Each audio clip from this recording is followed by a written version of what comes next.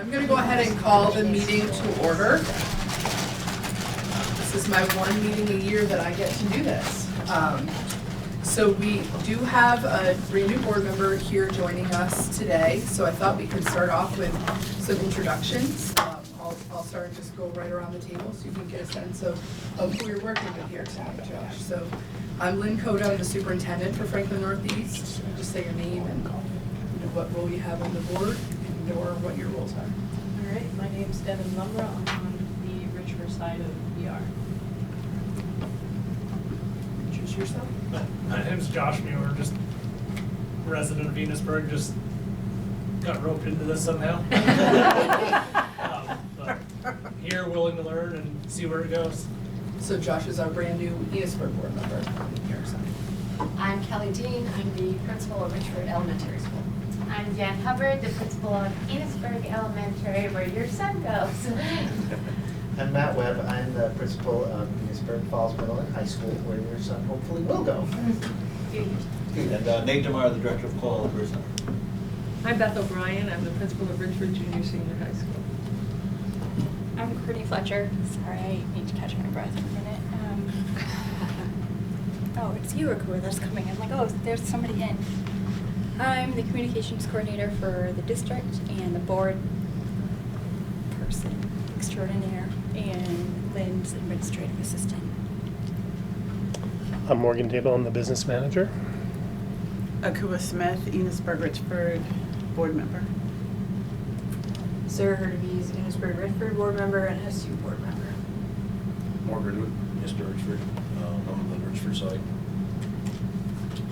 I just want to confirm that you went and did your oath of office. Yes, I stopped in there this morning. Fantastic. So we're good to get started. So we're going to start under board organization. So at this time, I will accept nominations for board chair. I'll nominate Mort. Any other nominations?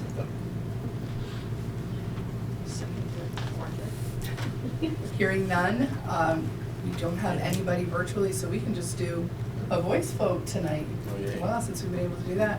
So all in favor of Mort Greenwood as chair, please say aye. Aye. Opposed? Okay. Passing the torch to All you. right. Okay, so I'll accept nominations for the vice chair. Any nominations? I nominate Sarah. Okay, Sarah's been nominated. Any other nominations? Okay, all those in favor, say aye. Opposed? Sarah can be vice. And the next one's the clerk position. I'll take nominations for the clerk position. I think that was. Who's currently? I think I'm the clerk. Akua. Who's I'm currently? the clerk. Oh, you're the clerk? I was. All right. I'll you're- nominate Akua. Okay, then nominated Kua. Any other nominations? That's good. Okay, I'll take motion, or all those in favor? Aye. Any opposed? Okay. Next is Supervisor Union Board Representatives. There's 3 of them currently, as me, Sarah, and Akua. I'll take any nominations. Sarah and Akua. Okay. Any other nominations?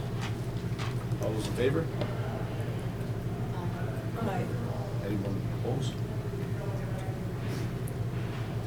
Next is the policy committee for 2 members. So you can reorganize to that one in the middle of this year. And it was Elijah who was the main person, the primary, and then you were the backup. Right. So we made a shift there because previously we'd had 2 members from each district, and we kind of went to a primary and a backup. So if you want to do it that way, that'd be great. Okay. I nominate Mort. Okay. Are you For the able- primary? Yes. I can be the backup on So we meet on Wednesdays at 3:15, 3:30. 3:30? 3:30, generally done by 4:30. So I don't know if that fits in your schedule either, or anybody else's. I know. That wouldn't be in my schedule. No. It's the second No, because I Wednesday. work till 5. How about you? Self-employed, pretty flexible. So is that something that you might be interested in? So you want me to tell you what it is first? Or- So school boards are, schools are governed by state law and district policy. So we have gamut of FNESU policies. A lot are driven by model policies at the state level, recommended by the attorneys that look at it, our insurance company and so forth. So we have a 3-year review cycle of all of our policies. So we have a policy committee that comes together once a month generally. Sometimes we don't quite meet once a month, and we usually bring between 5 and 8 policies a month for review. So you just need to read through the policies, look at any recommended changes, think about anything that you would want to recommend. Sometimes you look at ours and you look at the VSBA, Vermont School Board Association model policy. Then you come to the meeting and we just talk about it. That's a virtual meeting, so you could do it via Zoom. Again, second Wednesday, 3:30 to 4:30. And that's year round or? It is not. We usually don't meet in June, so we start in September. Yes. I think sometimes we meet in June, but we don't meet in August. Or July. Yeah. Or July. I think we've avoided June Yeah.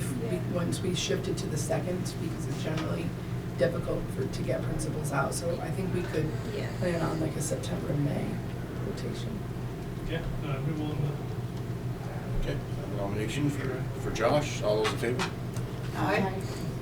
You moved pretty quickly on that. As soon as he said, I'll be For the interested. primary. That's for the primary. And then For the alternate? I'll nominate. Everyone. All those in favor? Aye. Opposed? All right, negotiations council for 2 people. Is that you? I think that was me Nakua? and Sarah and Nakua. Yeah. Currently it's Currently. Nakua and Sarah.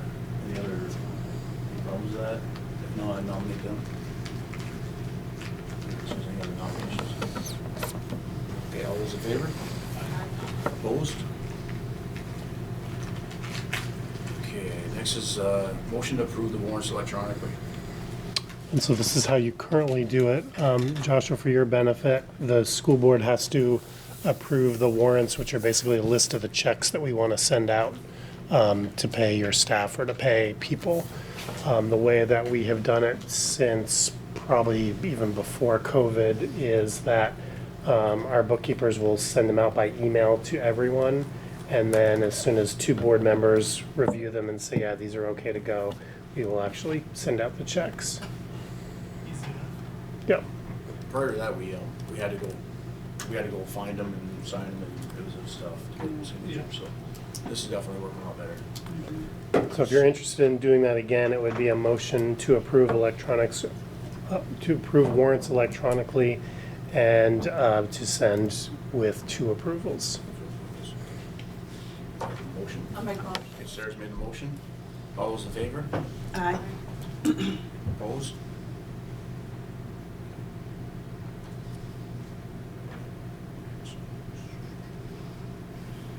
Okay, regular meeting schedule and location. So you're the second Tuesday of each month at 6 o'clock. And what we had decided to do was to rotate around the supervisory, the ER schools. Right. Do we need a motion on that? Just give us direction that Okay. that's what you'd like to continue, or if you'd like to make any changes. I'd like to continue. Yeah. Discussion on that. Is it just the high schools or is it all the schools? It's all the All schools. schools. All the schools.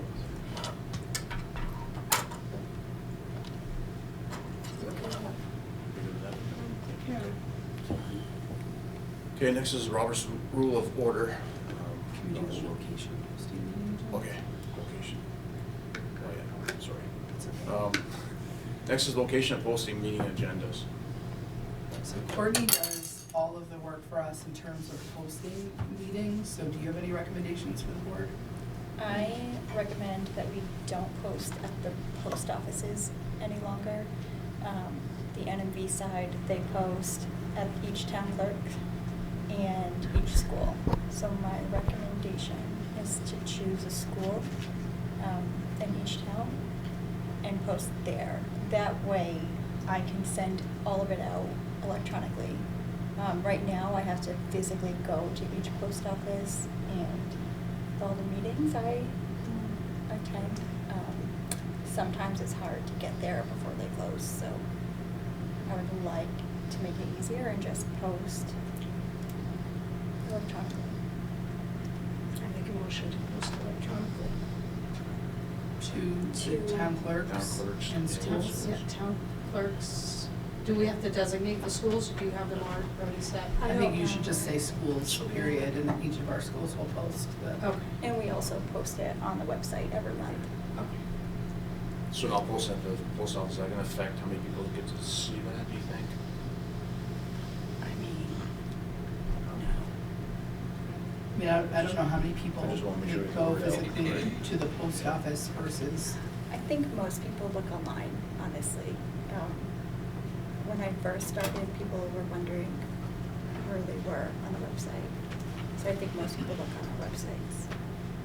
we could do a post that says all of the FNESU meeting agendas, I keep saying that, all of the ER meeting agendas will be posted on our websites, all the school websites, in the town clerk's office, and in each school. So if people are looking for any information about upcoming meetings, that's where you should look.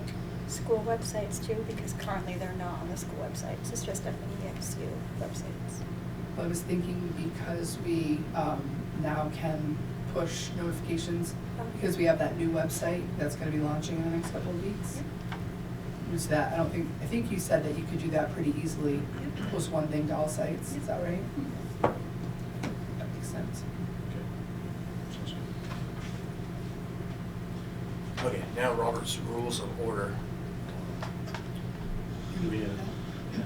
So, you have a choice when you're reorganizing your meeting to do regular, Robert's Rules of Orders or Robert's Rules for small boards. And that's what you have been doing, is Robert's Rules for small boards, because, Mort votes, and you do not require a second for a motion that's made. That's basically the only difference between Robert's Rules of Orders and those for small boards. Any motion on that? Okay, take a motion to accept Robert's Rules of Orders. Make a motion. Okay. Small boards or regular? Regular. Small boards? Oh. Okay, all those in favor?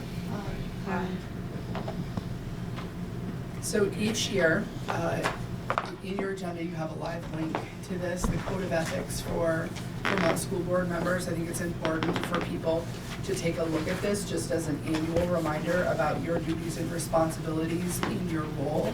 So if we could take a moment to review and then have each of you sign off on that, and I'll file this in your board file for the year.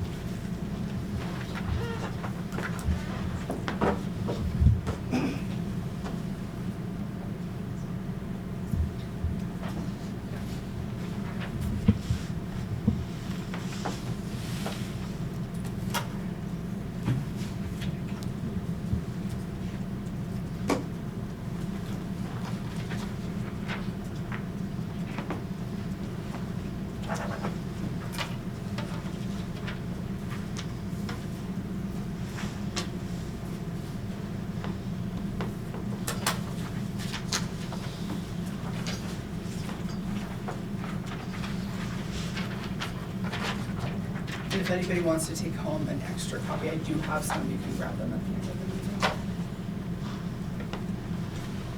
the meeting. Can we do the next one? Sure. So, also, if, I know that you can't click into that link, but let me see. Courtney, do you have the agenda up on your computer? Could you click the live link and share your screen? So there's a board policy, FNESU board member conflict of interest policy. Actually, you don't need to, because I think Josh and Devin can look on this computer. So I think it's important for each of you to take a look at that conflict of interest policy. Just to remember that you have power as a board. You do not have power as an individual outside of the board meeting. So when you're approached by members of the public, it's important that you remember that you don't represent the board outside of a board meeting. So making sure that you understand how important it is to avoid conflicts of interest, and also to remind people if, as they're trying to engage you outside of this, you can certainly listen, but you can't, and you should listen to constituents in your community. You should bring those concerns to the right place. So if it's something that has to do with schools or the supervisory union, you should bring it to me, and then I'll address it with the right employees. We just follow the right chain. So people shouldn't have a direct line from their complaint straight to the board. Like, it doesn't get brought to this level directly. It actually has to go through a chain of command. So just making sure that you're, I kind of did 2 policies in one, but making sure that you're being very careful about conflict of interest and just about respecting your role as a board member. Okay. Next is official media for publishing meetings. So we've never, since I've been here, designated an official newspaper. We had generally posted in for big meetings, like our annual meetings or construction projects or anything like that, in both the Messenger and the Courier. I don't believe there is a Courier anymore. So we would just publish to the Messenger, but I don't think it's necessary for us to define that that's our official newspaper of record. Next is board communications spokesman. What we have done in the past in all of our boards is media requests generally come to me, and I speak on behalf of the organization. If there's going to be a board member that speaks to the media about something that happens within the system, boards have generally appointed the board chair to take on that role. Is there any discussion about whether that is the direction you would want to go for this board? We did last year. Last year we had you. Yeah, but if there was going to be a board. Exactly. Are you good with that?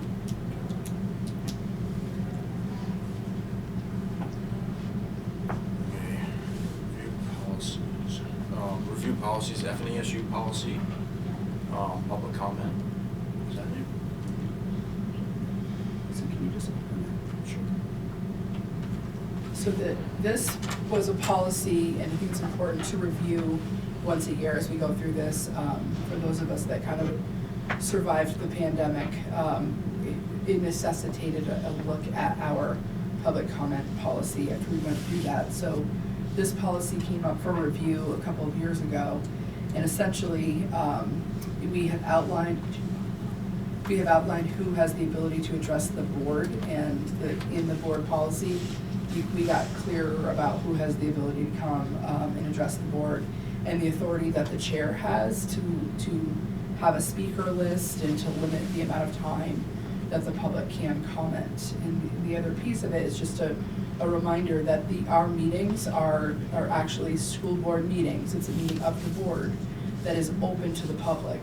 It isn't a public meeting. However, the meeting is of the board, open for public comment. So the board chair has a right to set parameters around public comment. I think it is important to remember what that is.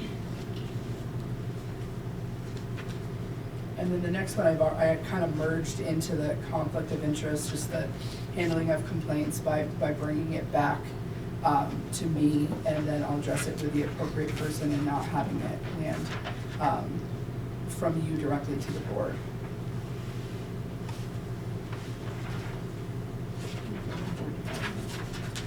Okay, board development plan. So we, from time to time, have professional learning opportunities for our boards. We've had several retreats over the years where we generally do, it's usually 3 hours in an evening. A lot of those retreats are centered on the work of the FNESU board, and they've been centered on mission, vision, goals, portrait of a learner work within the SU. There are also other professional development opportunities that you have access to as members of the Vermont School Boards Association. So Josh, you'll start getting on your FNESU email information from the VSBA. So you'll have access to webinars. You'll also have access to in-person trainings. I know Akua has attended several of those at this point and some of those are really good and informative, especially if you're new and coming onto the board, trying to understand what your role is on a school board. So consider those as they come out to you. You'll see those opportunities. And the other piece is just that something I want to get better at is onboarding new board members. I will reach out to you, Josh, and try to do a little work with you, just bring you through we have a toolkit for board members, and I'll bring you through that handbook and kind of walk through, try to do a better job than I did. Next is current legislative issues. So this is really, I think that the point of having this in, there are times that, the Vermont legislative body is pretty active this time of year, and there's a lot of really important education-related laws that are being considered. And so one of the things that the VSBA does is it keeps board members informed about what those legislative issues are. And there are times where as a board you may choose to take a stance on something and make a statement as a board. So that's something that you have to do, like in a public meeting, you have to talk about that and make that decision. But if you're wanting to make a statement about something, you have the ability to do that as a private citizen. You just cannot say that I'm representing this board in my stance unless you do it in a public meeting. That's really what that was about. And then consent agenda. All right, consent agenda. Previous minutes, do I have any discussion on that? If not, I'll entertain a motion to accept previous minutes. I'll make a motion. Okay. I'll make a motion. Who has made the motion? All those in favor? Okay. Agenda prioritization, you need to. No. Recognition of visitors, I don't see any visitors. So we're ready to school spotlight. So today we chose to focus on Act 77, which was legislation passed in 2013. And what it did was examine the way high school students receive their education and opened up avenues for flexible pathways to receiving your diploma. And so my first year, I think it was passed in 2013, but not enacted until either 14 or 15, I'm not sure. But when I took over as principal here in the fall of 15, or one of the first things I did was we start a college class here at Richford High School. So that was the first move that we did for flexible pathways. English class taught by Annette Goyne and Susie of Collins from Montgomery. And since then, we've expanded our opportunities. And so we have a little, it's like a video, it's a screencast about how our flexible pathways have grown over the past 10 years. Since it's the 10th anniversary, we thought it was timely.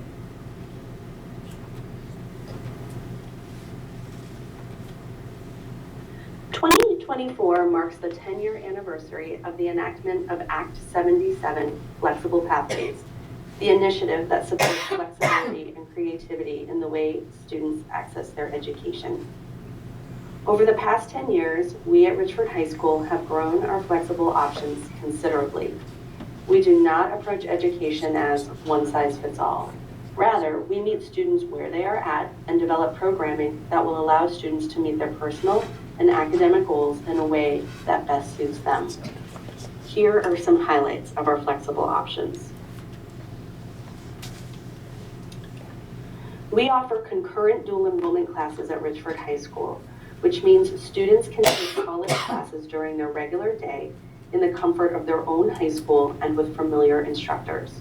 Students earn high school and college credit, which allows them to begin their college transcript before they graduate from high school. Having the classes offered during the high school schedule eliminates barriers and allows all students to access the classes, not just those with transportation or those who are proficient in taking online classes. Some examples of college classes that we offer or have offered in the past include contemporary world literature, effective speaking, introduction to psychology, calculus for engineering, and Introduction to Chemistry. We have made the conscious decision to offer dual enrollment classes instead of advanced placement classes. This is because college credit for AP classes is based solely on a student's performance on the final AP exam, not in the actual AP class itself. A student could earn an A in an AP course, but not score high enough on the final exam to receive college credit. This is not the case with dual enrollment. With dual enrollment, students earn college credit as long as they pass the course. Because concurrent classes are taught by Richford High School instructors, the cost is only a fraction of what a student would pay if they were to take the course on a college campus or online taught by a non-Richford High School instructor. Students will often pay out of pocket for concurrent classes, reserving their 2 free vouchers for an on-campus or online class. This strategy maximizes the number of credits students can receive. We've had students finish their undergraduate degrees up to a semester early because of the concurrent classes they took in high school. This allowed them financial savings and the opportunity to get a jump start on their careers. We received 2 multi-year grants from Project Lead the Way. We received one for Project Lead the Way Engineering and Project Lead the Way Computer Science. This grant funds professional learning and curriculum for each of these strands. Project Lead the Way's mission is to, quote, create a transformative learning environment and empower students to develop in-demand knowledge and skills necessary to thrive in an evolving world, unquote. We are offering introductory courses in each area this year and adding an additional class in each area in subsequent years. The classes are designed to build skills sequentially. We hope to offer more strands in the future, particularly in the area of biomedical science. We take great pride in our school-wide project-based learning initiatives. This is where students learn by doing. The projects are based on a school-wide theme, oftentimes with the goal of helping our greater community. Students have lots of choice in what they do for their projects as long as there is a connection to the overall theme. Some examples of PBL projects include working on our school's nature trail, studying the history of Richford High School during the centennial celebration, creating a school gaga pit and art therapy station as part of a wellness theme, and organizing and making lunches for the senior citizens of Richford. We offer a half-day business and manufacturing program where students who prefer hands-on learning can develop fine woodworking skills while simultaneously learning how to run a small business. Students develop their own business name and logo and create products like Adirondack chairs, cutting boards, picnic tables, coat racks, and many other items that are sold at local shows and by word of mouth. The proceeds go back into the business and manufacturing program. Students receive credit in English, math, and practical art by taking this program. We offer an agricultural science class that is taught by both a science teacher and an English teacher and yields a credit in each of these subject areas. The students have created a Future Farmers of America chapter and meet weekly to create and develop plans for this chapter. They attend many field trips to local farms and agricultural businesses and learn about topics related to climate, anatomy of livestock, and the farming industry. Within each unit, students are allowed to choose how they improve the standard. We have a number of students who engage in our district and local Flexible Pathways Academy, which allows students to earn high school credit through online classes, in-person classes, project and/or work-based learning, or a combination of all of these options. They meet with their advisor at least one time per week for guidance and accountability. This is Danny. She is a Richford High School senior who is in the Flexible Pathways Academy. She finds that being remote is what works best for her, with the exception of an in-person math class that she takes at Richford High School 2 times per week. At the start of the second semester, she enrolled in an LNA class that runs every afternoon at Cold Hollow Career Center. Her schedule as a flexible pathway student affords her the flexibility to do things she might not normally get to do if she had a full-time in-person schedule. Danny aspires to go to nursing school someday, and the experiences she is having now are more of a direct route to her long-term goal. This is Megan. Megan is a 10th grader who transferred to Richford High School at the beginning of her 9th grade year. She came to us from a school out of state where she was able to take high school classes in the 8th grade. We have allowed Megan the flexibility to take a course load that is often reserved for students in the 11th or 12th grade. We let her move forward instead of requiring her to take the standard 9th and 10th grade classes. Megan has been a leader of her own learning in this regard. Last year, she worked one-on-one with her English teacher to develop an independent Shakespeare class. This is Carter. Carter is a senior who began this year having met all of his graduation requirements except one humanities class. He is working at Bennett's Plumbing as a plumbing pre-apprentice. His pre-apprenticeship serves for both his Cold Hollow Career Center co-op placement and his Richford High School work-based learning experience placement. All of the hours he is accumulating as a pre-apprentice during his senior year will go directly towards his required 8,000-hour apprenticeship. Carter is getting a jump start in his career because we have allowed him the flexibility to do so. He is taking his final humanities class online so that he can focus on work during regular business hours. This is Hannah. Hannah is a senior who has been accepted to all 10 of the colleges to which she has applied. She plans to study elementary education in the fall. Hannah requested an internship for her senior year so that she could start gaining experience right away. Hannah spends half of her day at Richford Elementary School in the 1st and 2nd grade classrooms. She facilitates math and reading groups, leads morning meetings, and delivers a life school curriculum. Thank you for listening. I hope these examples have given you a clear picture of the rich opportunities, especially for a small school, and the flexible programming we have going on at Richford High School.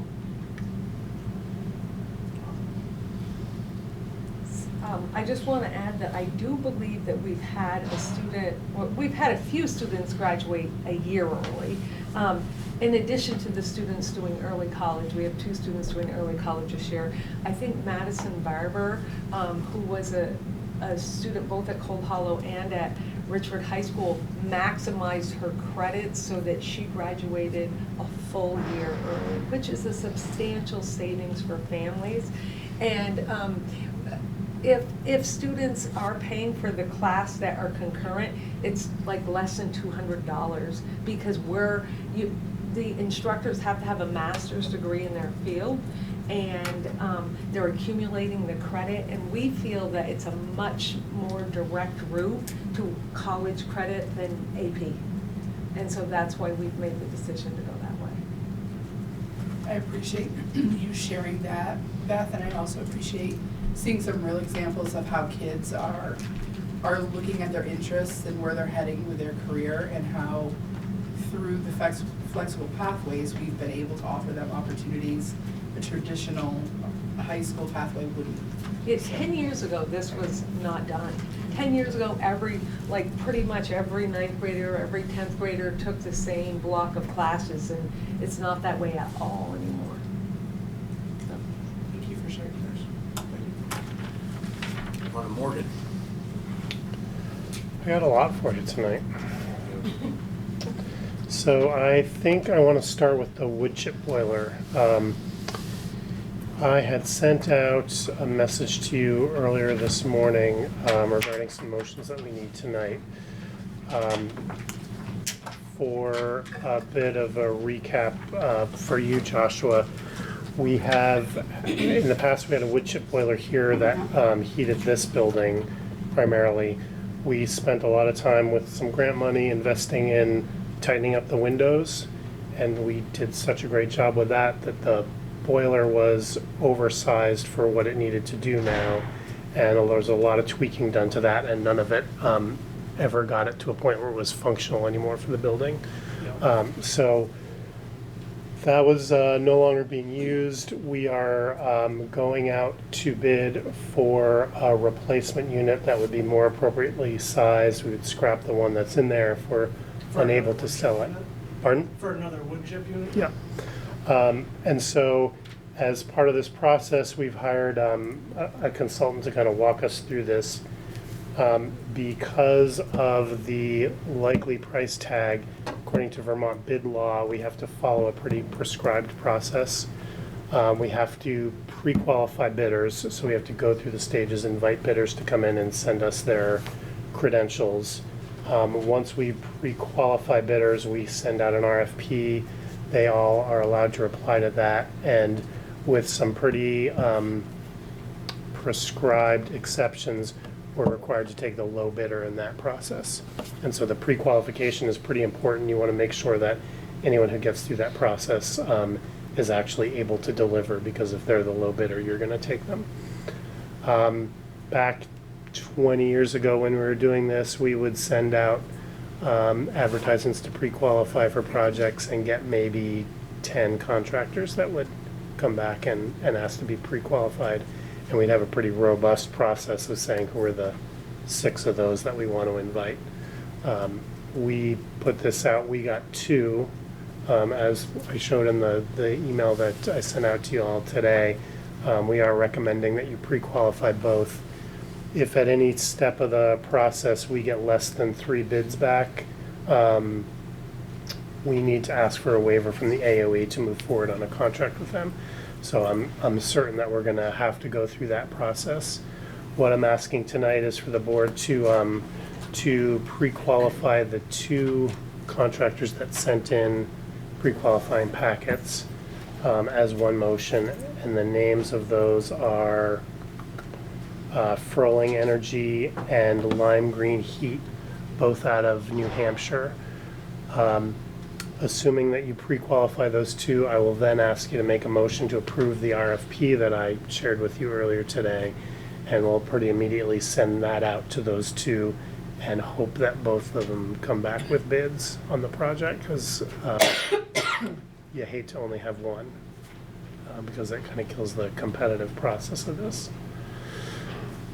So we would send out the RFP later this week, assuming you're on board with that. We would probably get bids back after your April meeting, and so we would either have a quickie late April meeting looking to pick one, hopefully one of 2 bids and move forward with them. Depending on how the timing works, we may be able to just punt that to your regular May meeting, but we're in an environment where nobody's willing to hold prices on bids for very long. You know, it used to be you could get 30 days out of them. Now you get 2 days before they want to see a contract. So we'll play that by ear. Okay, now, entertain a motion to accept the pre-qualification for Furling Energy and Lime Green Heat. I make a motion. Dennis made the motion. All those in favor? Aye. And I'm aye. And then the second one would be to issue the RFP for the boiler project as presented. Okay. Entertain a motion. Sarah's made the motion. All those in favor? Aye. And aye. I have no I have no updates on FY24.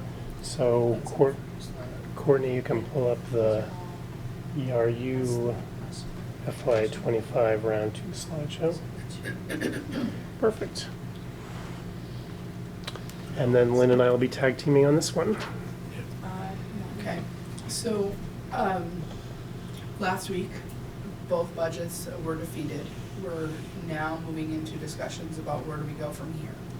So, we're going to, Ms. Morgan said, take turns kind of going through this. So, these are the results from the ER portion of the budget.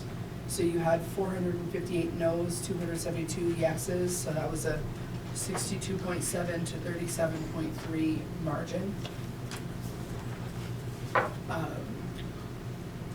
gonna take this one. So this is the voting history, which we pulled up starting in 2020 which was the first vote of a unified district. That one was in person, so you see the counts are relatively low for that.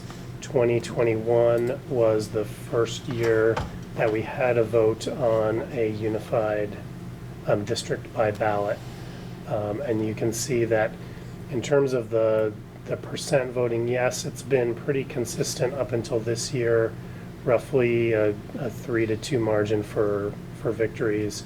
You'll also see that the vote totals after that 2021 year have all been relatively consistent as well. And so as we start having discussions about communication strategies and turnout strategies, we will keep bringing you back to these numbers. We know it will be hard to get people to vote in April or May, wherever we land on a voting date. And you can, I would argue, you can count on about 100 to 170 no votes, no matter when you hold your election. And the trick will be to make sure you have 171 yes votes when we go back to vote. Next one. So we looked at the voter turnout for each community. So there were 384 residents of Enosburg, 363 residents of Richford who voted. Voter checklists are public records, so we asked for the checklist from both communities, so we're able to go through and kind of take a look at, you know, are there populations of people who either really showed up to vote or didn't show up to vote, to kind of inform what our communication plan is as we prepare for this next round. So on the other side, that vote was defeated by a much narrower margin. It was defeated by 49 votes. So just to give you an example of how we use the voter checklist, I thought, okay, these are 4 towns. I'm just gonna grab Montgomery. I'm gonna take a look at, let's look at educators that work in FNESU. I just went through and started highlighting, Courtney helped me with that, and I found 40 educators who work somewhere in FNESU that hadn't voted in Montgomery. So that certainly is a population of people that we need to do a better job of informing about these budgets. And this is us looking at the voter checklist. We don't look at it as a negative. It's just that's a data point. It's information that we now have to think about what strategy do we need to employ when we are looking at making sure people understand this second budget. So certainly I'll be reaching out to principals and asking for some time, whether it's an opportunity SU-wide, sorry, or at each of your local schools to go talk about budget and in-school funding in general, because I think it's really important that our employees understand, because they do represent quite a number of our residents. And then the next time this board comes back together, we're going to bring those voter checklists, and we're going to have Enosburg board members sit with each other and the Richford board members sit with each other and go through and think about, like, who do we know? I'm going to have principals do the same thing when we meet later this week. Who do we know from these voter checklists, and how can I help to inform some of the people that I know about the budget? Because I think what is clear to me from information I've heard from community members is this is complicated to understand. For those of you who've been doing it a while, it's complicated to understand. For those of you who are brand new to this, you're going to see how complicated this is to understand as we go through this tonight. So I think that anything we can do to help people to understand what we're navigating will be important. Lynn, did you say 4 or 40? 40. I went down by 49 in 4 towns, and in 1 town there were 40 that hadn't voted. Several others who had. So again, it's just data that we move on from. So now we're at a place where we have to figure out what's the message our voters were trying to send to us at the polls. So one of the things that we can do, we talked about this a little bit at the SU meeting, is survey our communities and say, you know, if you voted no, why? What were you trying to, what part of the budget were you not in favor of, or what can you tell us about the budget? So if that's something this board is wanting us to do, we certainly can get that piece out. Some of the things, you know, we certainly have listened to a lot of people since then. We've listened to people who have talked to other people. We definitely hear confusion is a factor. It's been, there's been a lot of information that has been in the media, and it's not always accurate information, but it's also information that's easy to misinterpret because it is targeting a group or spending a certain kind of way, and it's being applied in our situation. We'll explain why a little later, how our situation is different than most schools in Vermont. So there's that misinformation. The CLAs, people are really feeling the impact of how much the real estate market has skyrocketed, and that CLA as one factor of what their tax rate ends up being has been confusing and hard for families. The yield is also something that's really complicated, and the yield is set at the state level, and that's based on how much spending overall in the state happens on education. So any changes either up or down negatively and positively impact our budgeting. We do not understand that piece. We have we have gone over with this board, with all of our boards, how much that pendulum has swung in the last 8 weeks. We're going to talk about that more in the slideshow. That piece has been really hard to navigate through this budgeting process. And the media has focused a lot of their attention on systems who were historically advantaged by the old system. But unfortunately, our communities were hearing about some of that messaging, and they were applying it to our spending plan. So we need to work on that. Did you want to say anything? I'm just getting in our notes how much we're paying, how much the state pays in the non-homestead. Yeah, I think we'll get to that later. But if you go to the next slide, I'll talk a little bit about the yield. And this is really just to lay the groundwork or to acknowledge what a chaotic budget year this has been. And so very briefly, in terms of how we as a state set tax rates, we start with the amount of money that we need to spend out of the education fund, which is roughly your budget, less any money coming in. We divide that by the number of kids, and we'll talk about the weighting of kids later, and that gives you a per pupil spending amount. So we say with this budget we're going to spend $10,000 per kid. The legislature then eventually will set a yield rate, which is the amount of money you can raise with $1 on your tax rate, and dividing the per pupil spending by the yield gives you your local tax rate. So on this chart, the red line that's going across is the tax rate that we have for FY24, which is $1.18-ish, I believe. The blue line is the projected tax rate, so that's the pre-CLA rate, but what we're anticipating that to be. And the yellow line is what the anticipated yield amount is. And so you can see that those two move opposite each other. And as the yield rate goes up, the tax rate goes down. So starting from the left, at about January 9th, I think, was when you all warned this budget for the first time. At that point, we anticipated bringing to the voters a tax rate of around $1.15 or 3 cents down. The legislature almost immediately came up with a new projected yield amount. They looked at other revenues that go into the education fund, probably rooms and meals tax, lottery, Medicaid transfers, things like that. And they decided, well, the yield's going to have to come down a little bit. And so almost as soon as the ink was dry on the budget, that $1.15 was up to a little over $1.18. They made some more revisions across the next week. The yield went up, the tax rate went down again, and so this, I think, was after we went to press, unfortunately, but the anticipation then was at $1.13, let's say.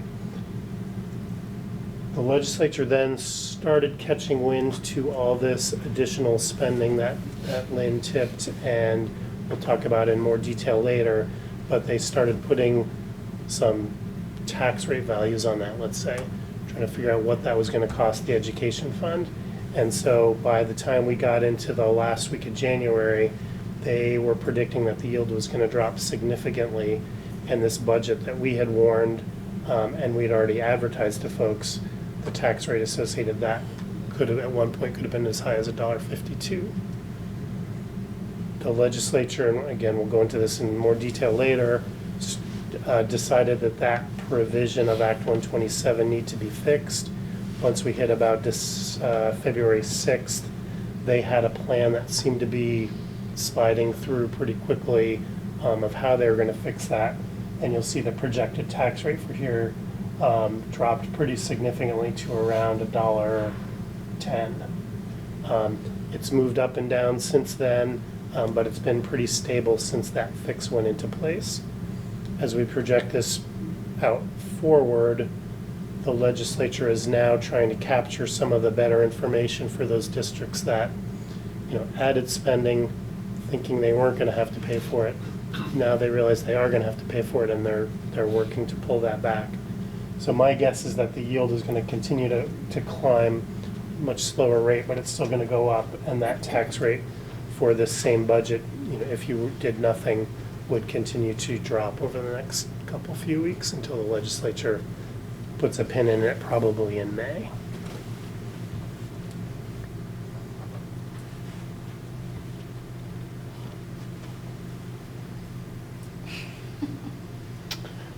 So this is me. When we did the first budget, we talked a lot about the intent of Act 127, how Enosburg-Richford has historically been disadvantaged by that, not only in terms of our tax rate, but in terms of what that's done to the philosophy up here in budgeting, really from a place of austerity. I think we're going to go into this later, the 5% tax rate cap as well. Do you want me to do that now? Might as well just. Okay. So the funding system in Vermont, because of the Constitution, is really based on equal access to spending for all kids. The way that we have done that historically since Act 60 and 68 is we've taken a look as a state at the population of different districts and said, okay, this district over here has kids that we know are more expensive to educate, so we're going to allow them to raise more money for the same tax rate. And we do that by weighting the kids. So, this kid, this middle schooler who is in a household that's living in poverty, instead of counting him as 1, we're going to count him as 1.25. You get to count that kid for more, and that helps drive down your tax rate, or it allows you to spend more money for that kid and keep the same tax rate. We did that for kids in poverty. We did that for kids who are English language learners. We gave a little bit of a bump up for high school kids as opposed to elementary school kids, because we think high schools are more expensive to run. You need specialized teachers that you don't for a first grader. The problem with Act 60 and Act 68 were that they recognized that mechanism, but they had no data to look at. So they were just guessing and saying, okay, we think a kid who's living in poverty should get this much more. A kid who doesn't hear English at home should get this much more. But there was nothing to back that up. What Act 127 did was it hired UVM to really go out and study this in Vermont and in other systems across the country and try to put some real numbers to that. And so when they came back, they said, the categories that you're looking at, English language, poverty, high school, elementary school, middle school, those are the right categories to look at, but you didn't have the numbers right. It turns out that it doesn't cost 25% more to educate a kid who doesn't hear English at home. It costs 250% more. It costs much more to educate a kid in poverty than we had initially looked at. They also looked at things like sparsity. If you're in a sparse community like ours, things cost more. You got longer bus routes. You probably need to spend a little more attention on attendance and getting kids to attend when they're far afield. It also recognized that there are small schools, and small schools cost more to run than large schools, but because you're in a spread out area, you might have to educate kids in smaller schools. And so that pupil change Didn't change the underlying formula, spending divided by kids divided by yield, but it changed pretty dramatically who was counting what kids.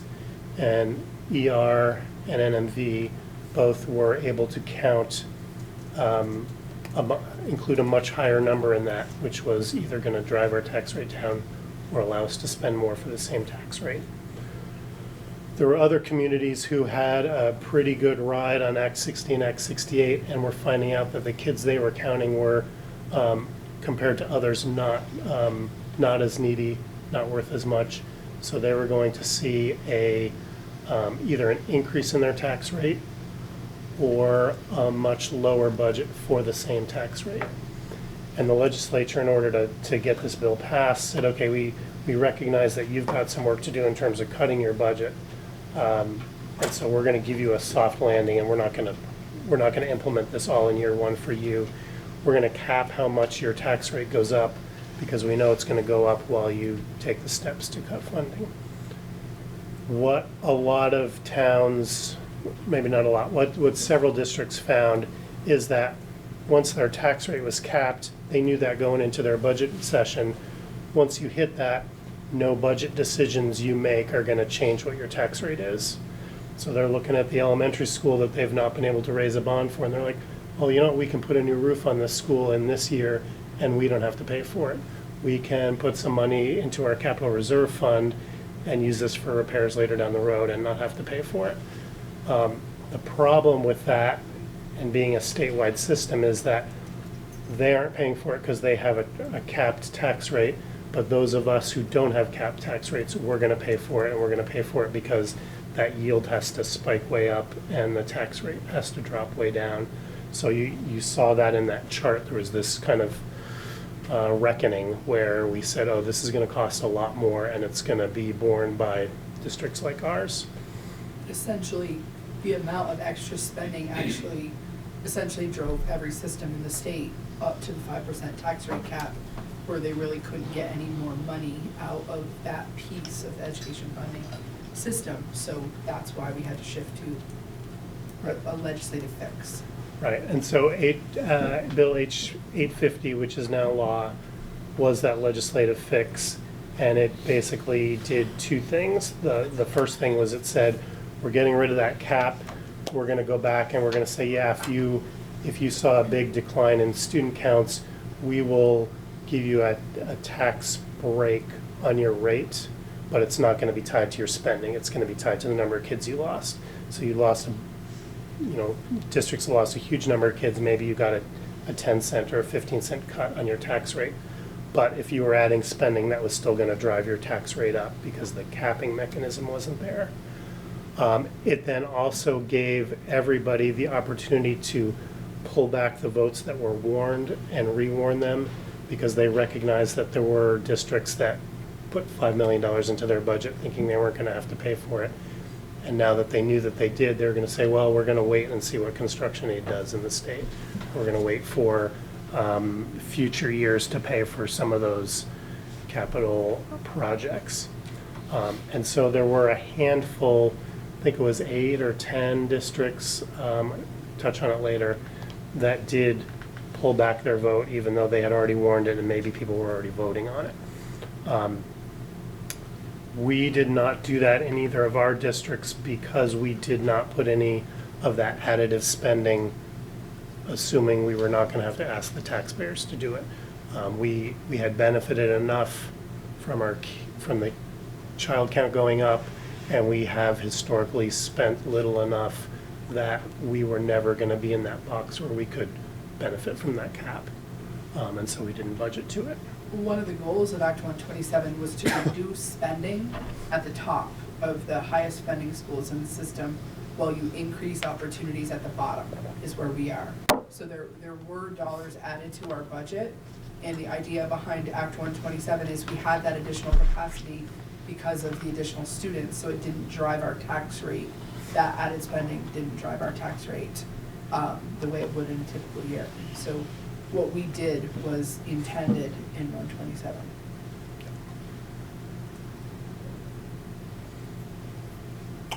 And so we'll do a recap here just to set the table in terms of some of the bigger increases or bigger pieces of the increase from your FY24 budget to your FY25 budget.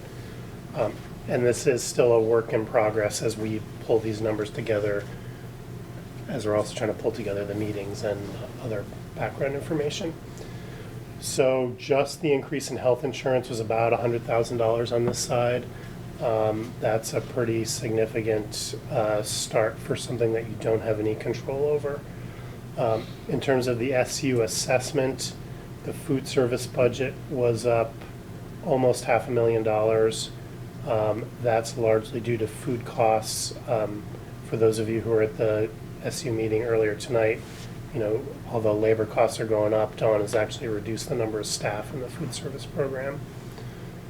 The instructional support line is sort of the main part of the budget that we're seeing the bringing over of ESSER-funded positions into the SU general fund budget. And the SU board did talk about that quite a bit.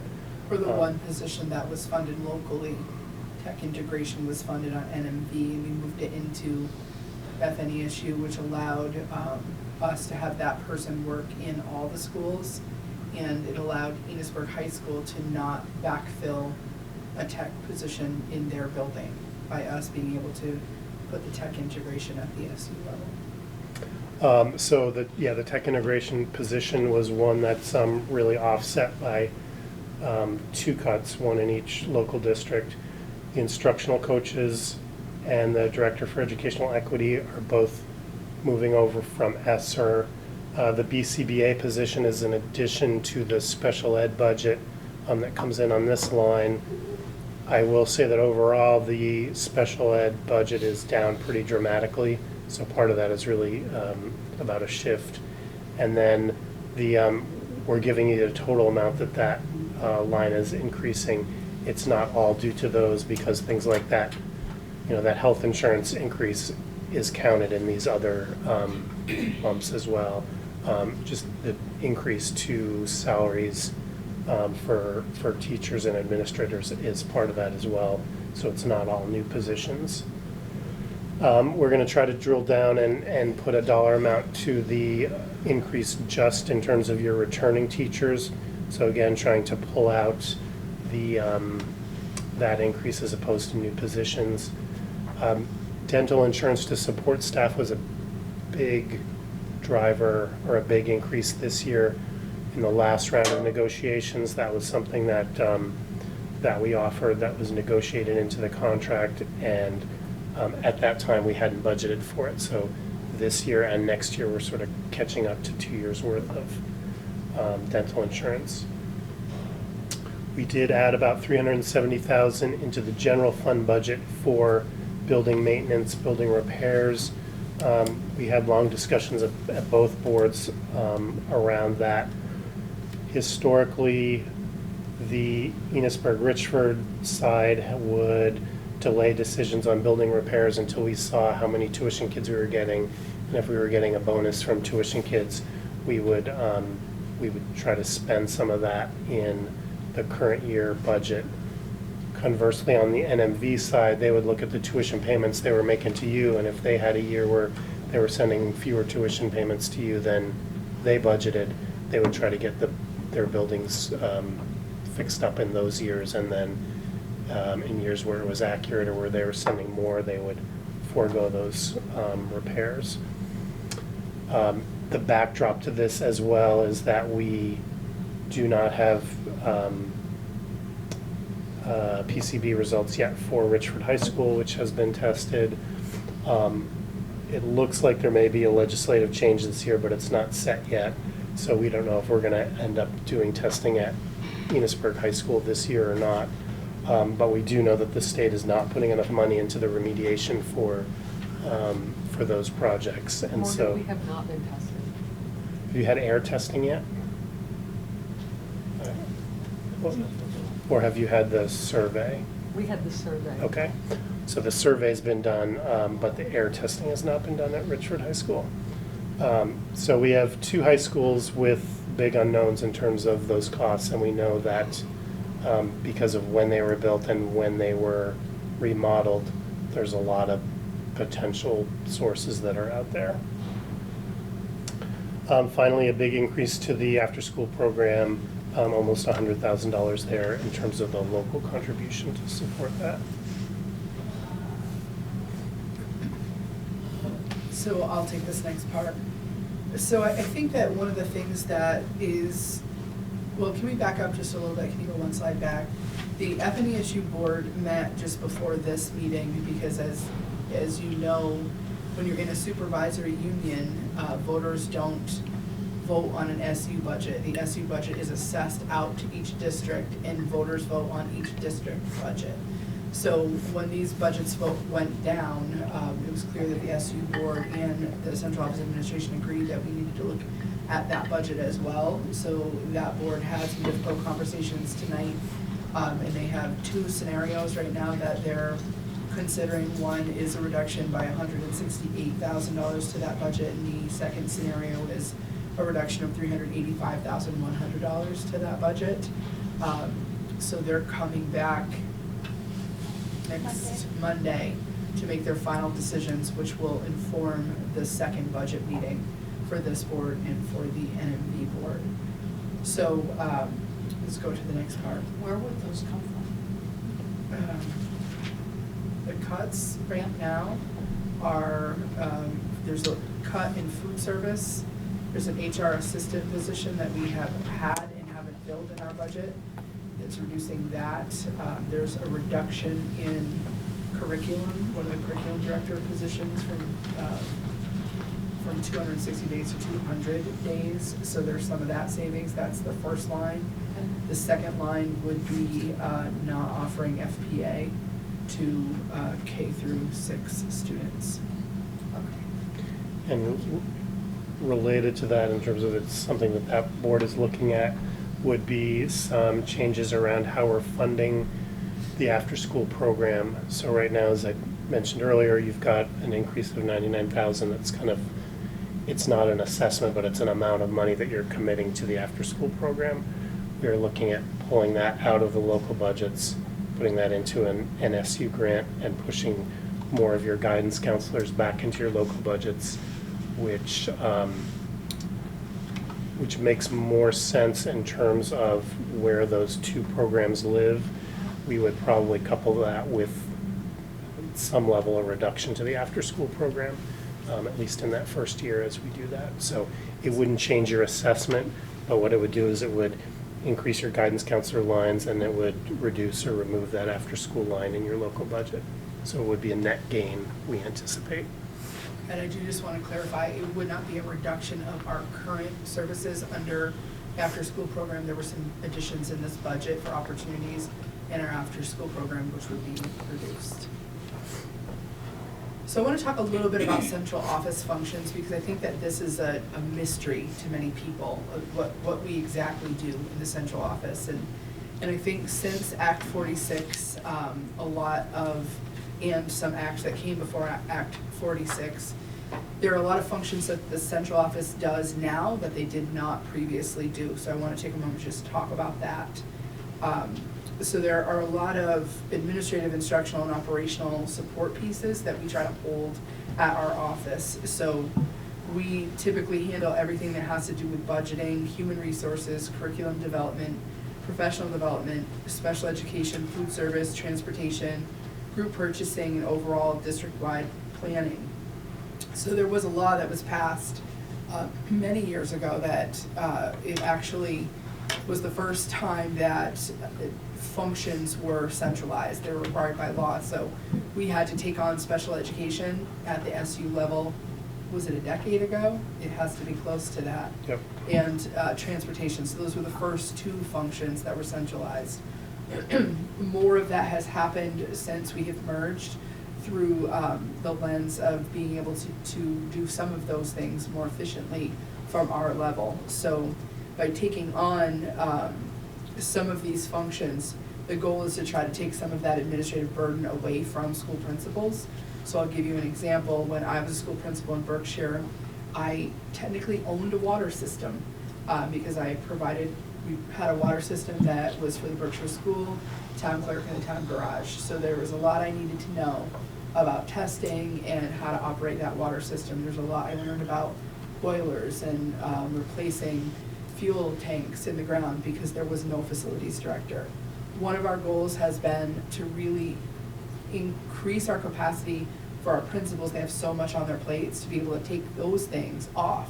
I was never trained. I knew nothing about a water system. I knew nothing about what I should be looking for when they're pulling that underground fuel tank out, and just got pulled into a lot of those conversations. So we have Vern now who takes those things on so that principals can stay focused on instruction and learning. So that's one example. Some of the other examples that allow them to continue to focus on that is handling things around budget, our curriculum team, professional development, coordination, because what we really want our principals focusing on is building positive school culture, working with teachers to improve their instructional practice and supporting students and student learning, and using data to inform that practice. So anything that we could do to centralize those functions, we feel is helpful. Another piece that we've been able to do from the system lens is there's this, when you talk in the budget terms, when you're leading a supervisory union, there is a rounding up effect if we're looking at positions at the local school or district level. So I'll give you an example. Instructional coaches. We have a difficult time hiring within the supervisory union. So we hired 3 instructional coaches to use across the supervisory union. If we did not centralize that function, we have between 35 and 45 new teachers. A lot of the new teachers are not coming out of traditional training programs. They're people who have bachelor's degrees who are learning how to be a teacher on the job. So our instructional coaching role is really important to be able to be shoulder to shoulder with those teachers and helping them to improve their practice as they're learning it. If schools were to take that on, like Beth might say, I'm gonna hire a half-time instructional coach. I think I could do it with a half-time instructional coach. She's probably not gonna get any candidates. And then she's gonna say, well, if I look at the budget, I can round this up. I'll just advertise for a 1.0. Maybe I can find someone that could do it as a 1.0. And then you have that additive piece where everybody starts looking at it through the lens of, I have 8 new teachers this year or 10 new teachers this year, and everyone tries to hire a piece, but then you end up rounding up because you can't find someone. So the theory in some of the hires at the central office is that we could do it more efficiently, like emerging multilingual teachers. You can't all hire emerging multilingual teachers, but we can, and deploy based on need. The same for OT, PT, things like that. So in essence, our goal at the central office is to support the systems that allow those principals to prioritize instruction and learning. Because what we know through the data is the single greatest impact on student learning is the quality of the teacher, right? So a teacher that functions in the 75th percentile, you can get an additional 4 months of increased learning, the equivalent of 4 additional months of growth in literacy and in math in the classroom. And if you couple that with an effective principal who's in the 75th percentile, that's an additional 3 months of growth that you can expect. So our focus is making sure that principals can focus as much of their time and attention on doing this, focusing on instruction and learning, so that we can improve our teachers and improve our students. Other things that aren't as visible, because I definitely think that a lot of the work we do, we try to just kind of hold away from the schools because it's a distraction. So there are federal laws and regulations that we don't ask the schools to do because we hold those pieces. So sometimes there are little pieces of those requirements that may require us to say, we need you to complete this survey because we need to do a task related to some of those federal laws or regulations. The same for state laws and regulations. We're holding all of those pieces in terms of making sure that we're in compliance with all of those and that we're meeting all of the expectations. The centralized functions and efficiencies are also things. I already gave some examples around facilities and early education, after school programs, things like that. Those are things that we're trying to take off principals' plates and do at our office. The other piece of the work that we're trying to do is around workforce stuff, so recruitment, retention, strategic planning, coordination of our equity work, special programs, social emotional learning, kind of the board goals, the mission and vision, all of those big pieces that the SU board is leading through. So those are all pieces that primarily the responsibilities of those functions land in our office. So those are pieces I think it's helpful for people to understand that we do and that we don't ask schools to do primarily. One more. You know, selling naming rights for slides because we know we have dozens of people watching online.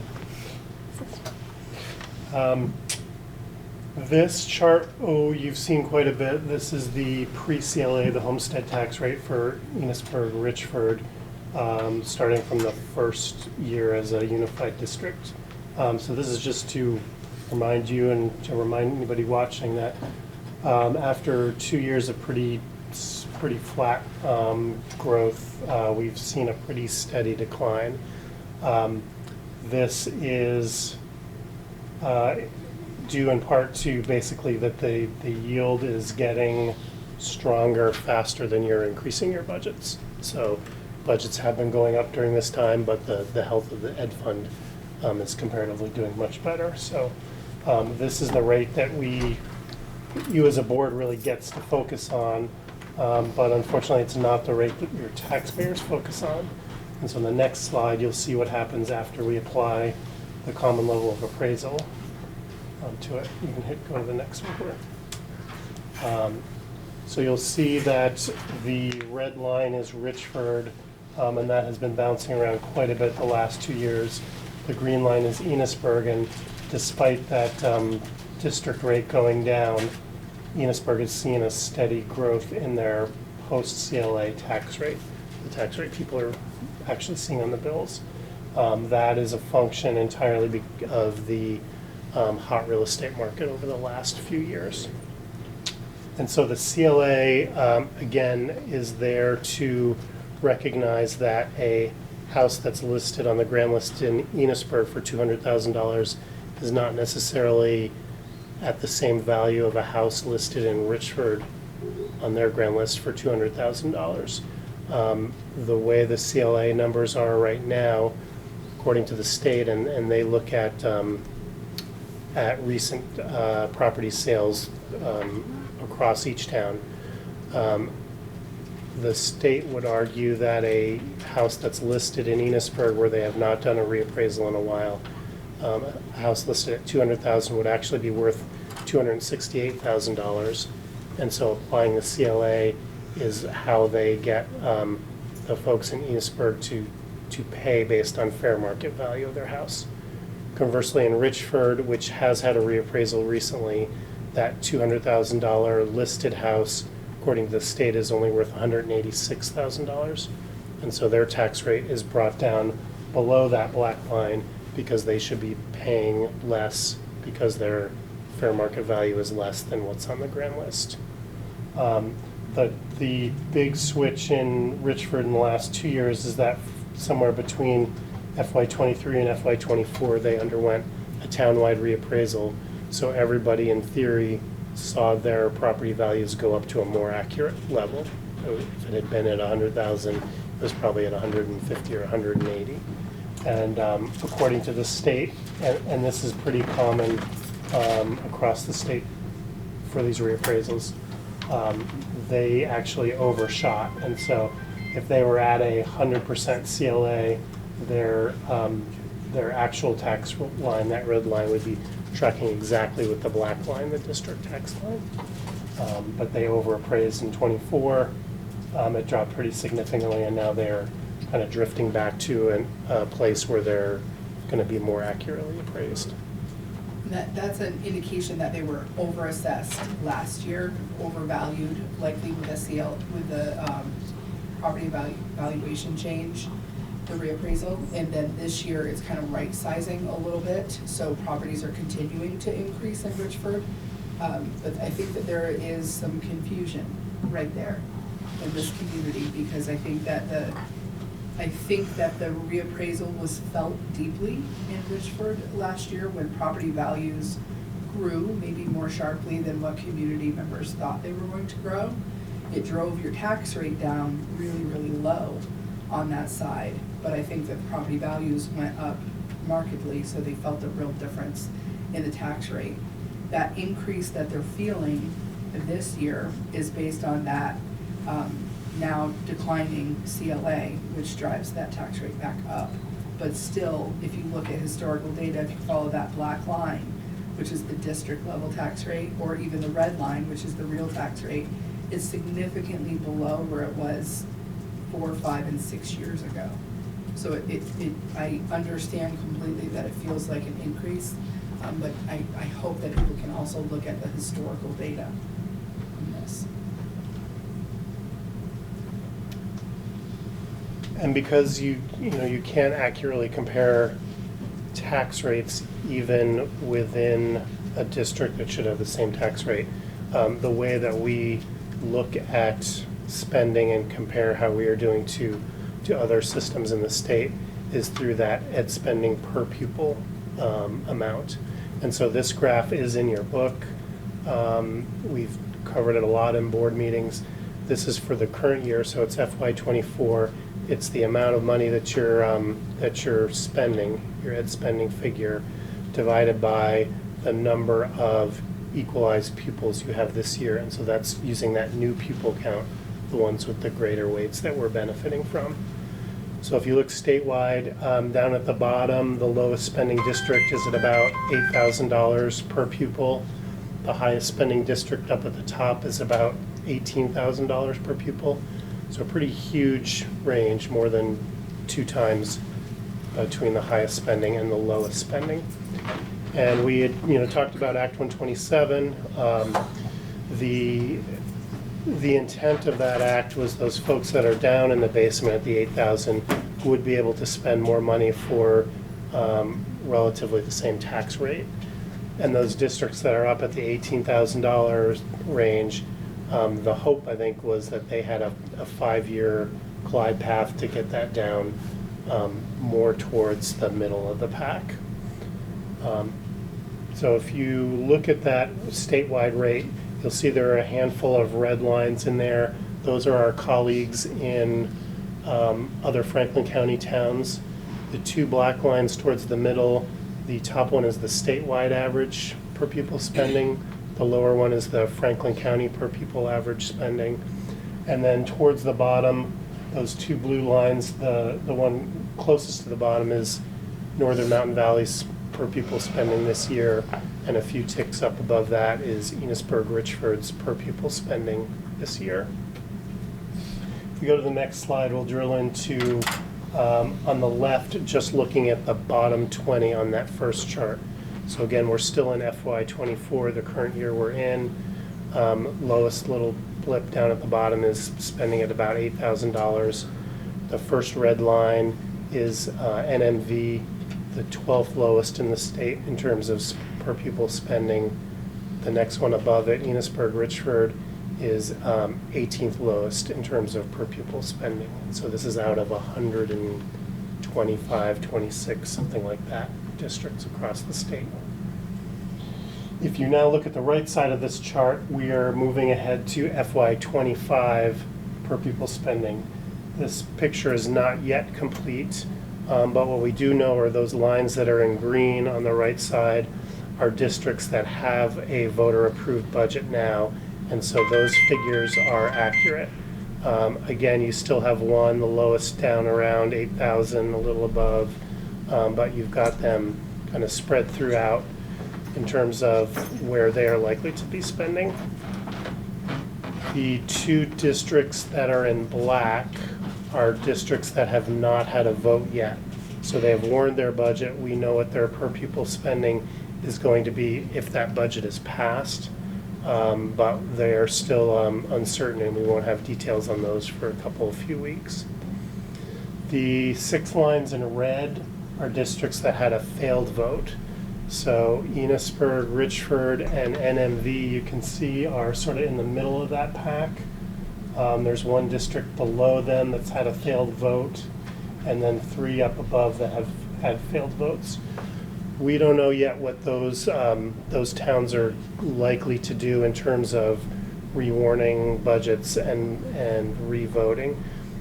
We can assume they're not going to increase their budgets and get something passed. We don't know if they're going to try to go back with the same one or make some minor cuts and move down.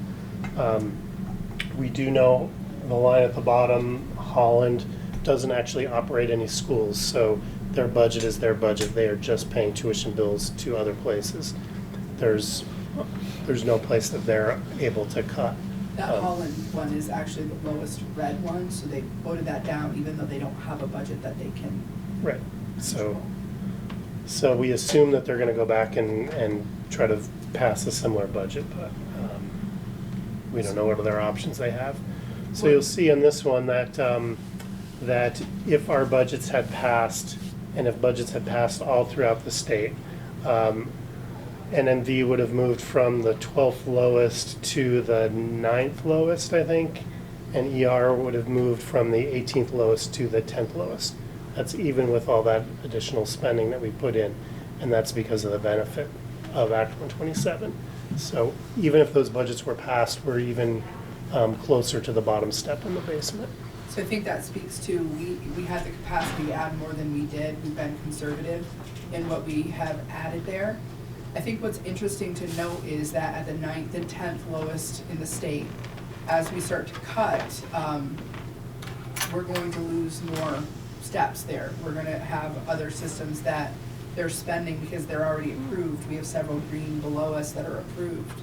If we cut below those levels, we'll be even lower across the state. And one thing that I think is important to point out is that on that graph, Morgan, Stratton, Holland, and Ira, that are first, second, third, and fifth on that line, don't operate schools.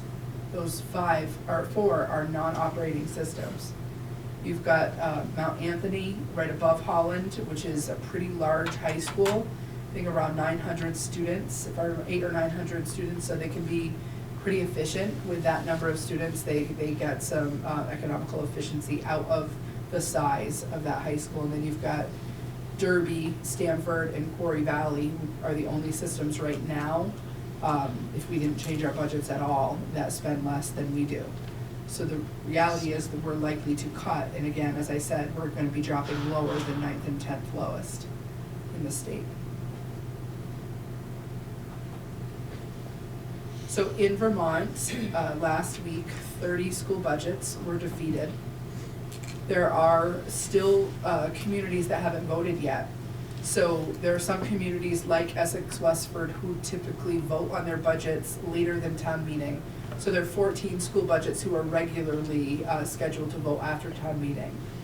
There are 8 school budgets who chose to delay their budget vote, and that was based, we think, on H 850 and the ability to pull back some of that spending before they went before their voters. And some of those budgets will be voted on.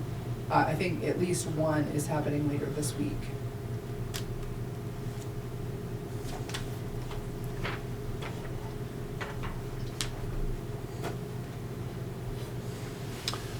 We touched on this with the graph, but I just kind of wanted to tip you to something that could come up in either of our 2 districts, and don't want it to be a surprise if we get there. So the dollar yield, which will be set by the legislature, is the last piece of that tax rate puzzle. As education spending declines anywhere in Vermont, the dollar yield goes up. So as there are districts that are rewarning their budgets, going back to the voters after having pulled some money out, every district that does that is going to help push that dollar yield up. As the dollar yield goes up, our tax rate declines. As well as when we make decisions here, budgetary decisions, as we cut funding, our tax rate declines, and it declines pretty significantly compared to the dollar yield, but both of those drivers are going to push us down. We are at about $1.10, I believe, on this side in terms of the tax rate that we proposed to the voters. We sorry, we're at $1.67 is what I'm looking at right now. As that yield goes up, again, that $1.06 goes down to $1.05, $1.04. As you make budget cuts, that tax rate continues to drop. If and when we hit $1, the state will not allow us to go down any farther. So once you hit $1, any cuts you make are just benefits to other districts because you're still going to be sending the same tax rate forward to your communities. It's sort of like the exact opposite of what those tax rate caps were doing for those districts that were trying to enjoy those. We have a few systems that are below $1 and they're still taxed at $1, and it's those ones that only tuition kids and so don't have a need to bring their budgets up, or some of the GORs that have only a very small handful of kids or even no kids. So we're not at risk of that yet, but we want everyone to be aware of that so that we're not having to give you background information if we're at next week. The yield has gone up significantly because of what other districts have been doing, and we're saying, no, you don't want to cut anymore because it's not going to benefit your communities. So part of this is why we're not making all the decisions tonight, why the SU board didn't make all the decisions. We, in terms of timeline, have a proposed April 30th as a re-vote date, and part of that is strategic because the more information we have from other systems who re-vote or even re-warn budgets that are less than what they warned the first time around, that should continue to drive the yield amount up, which will drive our tax rate down. So we want to be careful about finalizing so that we don't finalize our budget cuts to a place that doesn't benefit our tax rates anymore, to what Morgan just said about that tax rate floor. So it's a balance we're trying to walk with, making some respectful reductions if they're impacting our taxpayers. Other things that we have to consider as a result of this is we have some things in our master agreement that are time sensitive. So teacher contracts, according to the master agreement, must go out no earlier than April 1st and no later than May 15th. That April 1st deadline is much earlier than it used to be, and that was strategic on our part because hiring these principals will attest is incredibly challenging, and the later we get into the hiring season, the more challenging it gets. So my recommendation is that we offer most contracts on April 1st still.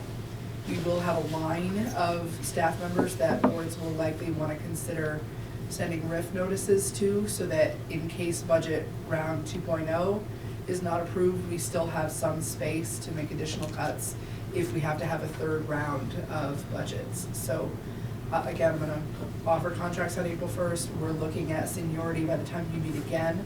We'll have that part be a part of our conversation as well, like how comfortable are you with what level of reduction in force notification. So in the master agreement, we have to notify by April 15th of reduction in force, but because we're wanting to offer contracts by April 1st, I would want to notify of reduction in force by April 1st. Jamie's producing the seniority list. We have to, if we're going to make any reductions, those need to be done at the district level. So seniority on NMV, seniority on ER, and seniority at the SU level. And we'll look at the language surrounding that as well. It has to do with licensure and what their assignment is as well. Another piece to just note is that in the midst of all of this, we're in support staff negotiations for next year. So we have some unknown variables as a result of that. And, our snow mud day yesterday didn't help. We were supposed to negotiate with them yesterday, and that has had to be rescheduled. So we've talked about this a couple of times throughout the meeting. If the date that the board chooses to go to vote is April 30th, we would need to warn that in a newspaper between the 21st and the 31st, which really means Friday the 29th, which means I would let them know by Wednesday the 27th. So that's sort of how we back into when you would need to finalize a budget.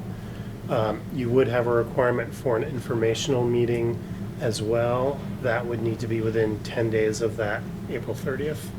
but we've got a little time to think about that.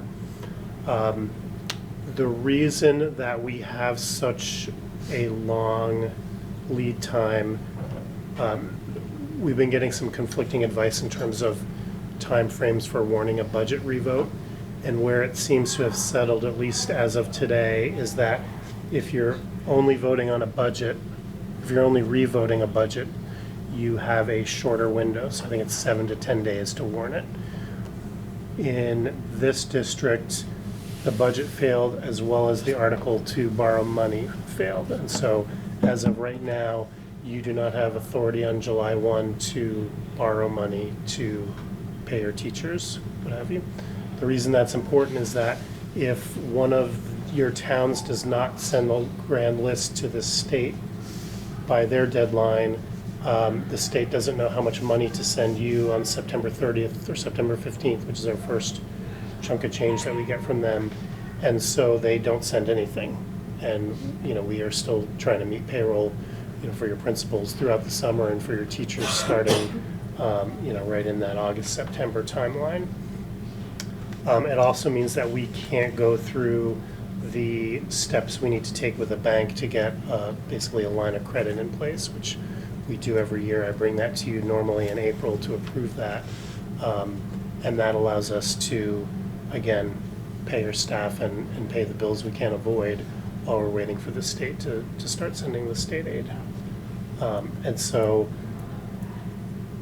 we will follow those longer timelines because we have to, because of that article. If we have a vote on April 30th and that article passes and the budget goes down again, at that point we can start working within that 7 to 10 day window and turn these things around quicker if we can meet and make decisions quicker. So there's an impact on timing of when we get our budgets approved because our educators are nervous, our leaders are nervous, and there are people that are wondering where will that line be in terms of the reduction in force notice. The union has been made aware that that is a likely possibility as a result of this budget defeat. So the sooner we can get an approved budget, the sooner we can get all the contracts out to the teachers and hopefully be able to finalize our workforce for next year. The next thing that we've been talking about is communication planning, thinking about how we're going to go about this. Voter checklists are public records, so we've requested the voter checklist from all 6 of our communities to just use it as a data point to see who came out and voted for or against the budget and who didn't come out, and using that data to inform our strategy for how we communicate about this work moving forward. So I'll give you an example from the NMV side of the budget. That budget was defeated by a much narrower margin. That was defeated by 49 votes. So we took the NMV voter checklist and we looked at just FNESU employees, and we found that 40 FNESU employees who live in Montgomery did not go vote. So it doesn't tell us anything about who votes for what, it's just with the check, whether you voted or not. So what that means to me is that I need to do a better job of setting up opportunities to talk with people about this budget.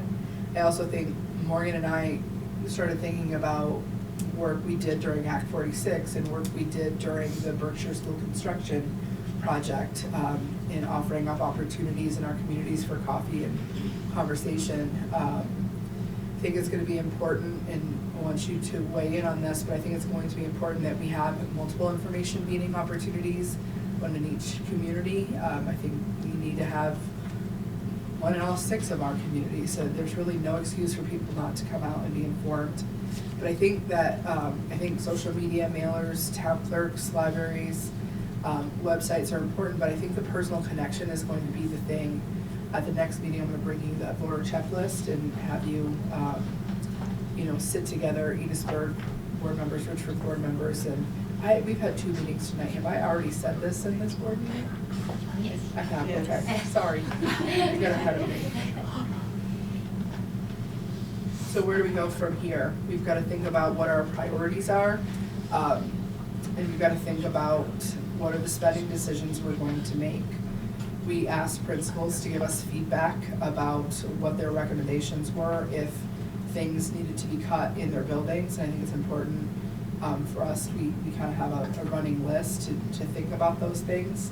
And then I think this board has to remember that we are one community supporting students in all of these schools. So the decisions we make need to be made from that district level perspective, that these are all of our students. And just think about, like, when you get to a place where you don't agree maybe on what's the right thing to cut, how will you make that decision? Will you make sure everybody's had an opportunity to be heard, and will you encourage people to say, let's call this to question and then take a vote and be okay with not being unanimous if you need to not be unanimous, but you've got to have a way to make decisions moving through this, and it's good. These are tough decisions. We also have recommendations that we're prepared to make as well. Other school level decisions, we've looked at staffing levels, we've looked at ratios, we've looked at programming in all of our schools in the last, throughout this budget cycle, but then in particular in the last week.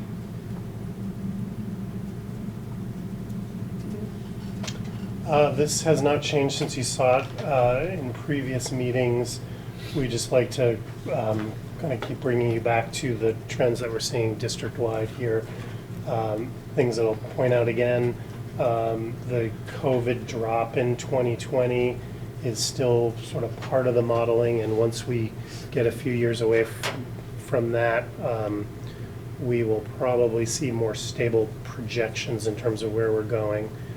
The two lighter shaded lines are the two lines in the high schools, and so you can see we're anticipating over the next few years that numbers of both high schools are going to increase, and they're going to start to drop down again. Related to that, you'll see at the two elementary schools slight declines over the next few years, and then those are projected to start to increase. So I suspect what's going on are some small classes that are working their way through the elementary schools, and then when both of those schools switch, you see that those kids are now going to be at the high schools and replacing larger classes there. So this is different than the statewide trend, where a lot of systems are contending with steep declines in their enrollment over the past decade or two, and that's not what we're seeing here. Overall, we're seeing increases across the supervisory union. Next up, there are some ratios here, and I don't think we're going to spend a whole lot of time on them with this board. There's some pretty active discussions around them on the NMV side, and we've shared this data with you in the past in different versions. What we do is we look at who we're budgeting in terms of staff, and then how that relates to the number of kids in our buildings, and looking at this in terms of teachers, paraeducators, admins, and because of the way the state counts people, athletic directors count as admins, and then kids per everyone else. And then that last column is looking at what cuts would need to be made in order to get to 5 kids per adult. And we're certainly not recommending that. We're putting that out there because it's pretty consistent messaging from the governor, and we know that gets picked up in a lot of places. The reality, we're being strategic about where we're staffing, and we have made strategic decisions based on student need and situation in some of our schools as well. And so this does not look at student needs. This is a gross count of students. And so some of the conversations that Lynn and I are having about, is there a way to do this in terms of looking at your weighted kids, because that would start to get at English language learners, kids living in poverty, and how would that change these numbers. We haven't found a clean way to do it, and I think for those of you who are on the SU board, we're going to start getting a little more aggressively looking at ratios in terms of the staffing that comes out under the SU. So you will have two articles on your next vote. One of them will be this one, which gives you the authority to spend. And so this is the number that we're going to be talking about here and at your next meeting, and quite a bit in between meeting conversations between Lynn and I and the administrators. The other article that you'll have on there is that article giving you authority to borrow, and we'll try to explain that better. I suspect that when you get a budget passed, you will get that article passed, because to the extent that people understand it, they don't care too much about it. This is a kind of a recap of what you see a lot of during the budget development process. For Enosburg-Richford, almost 3/4 of your budget is in staffing. And then that other big piece of the pie, that light blue, is other services. That's primarily stuff that you get from the supervisory union, and that's primarily food service, transportation, and special education.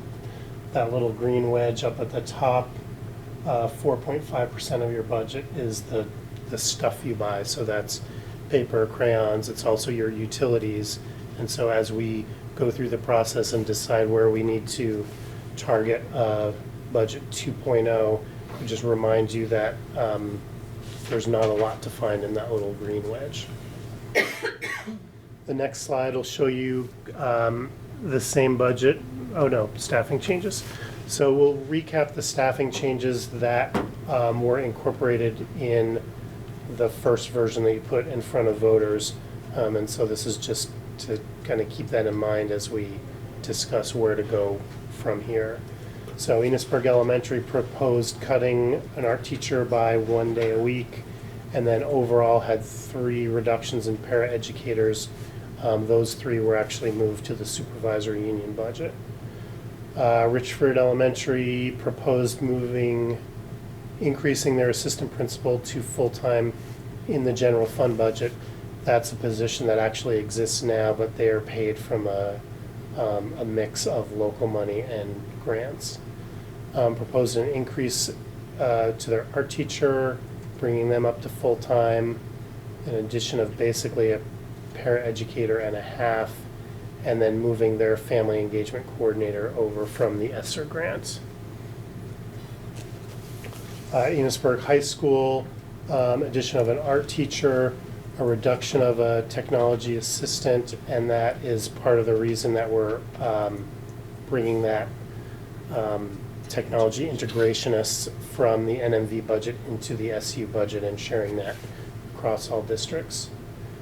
Bringing the French teacher up to half-time, bringing in the remaining amount of an interventionist into the local budget, someone who's currently split between CFP and your local budget. And then 4 days of one of those FPA advisors moving into the Enosburg budget from ESSER. At Richford High School, the addition of a health/family engagement coordinator.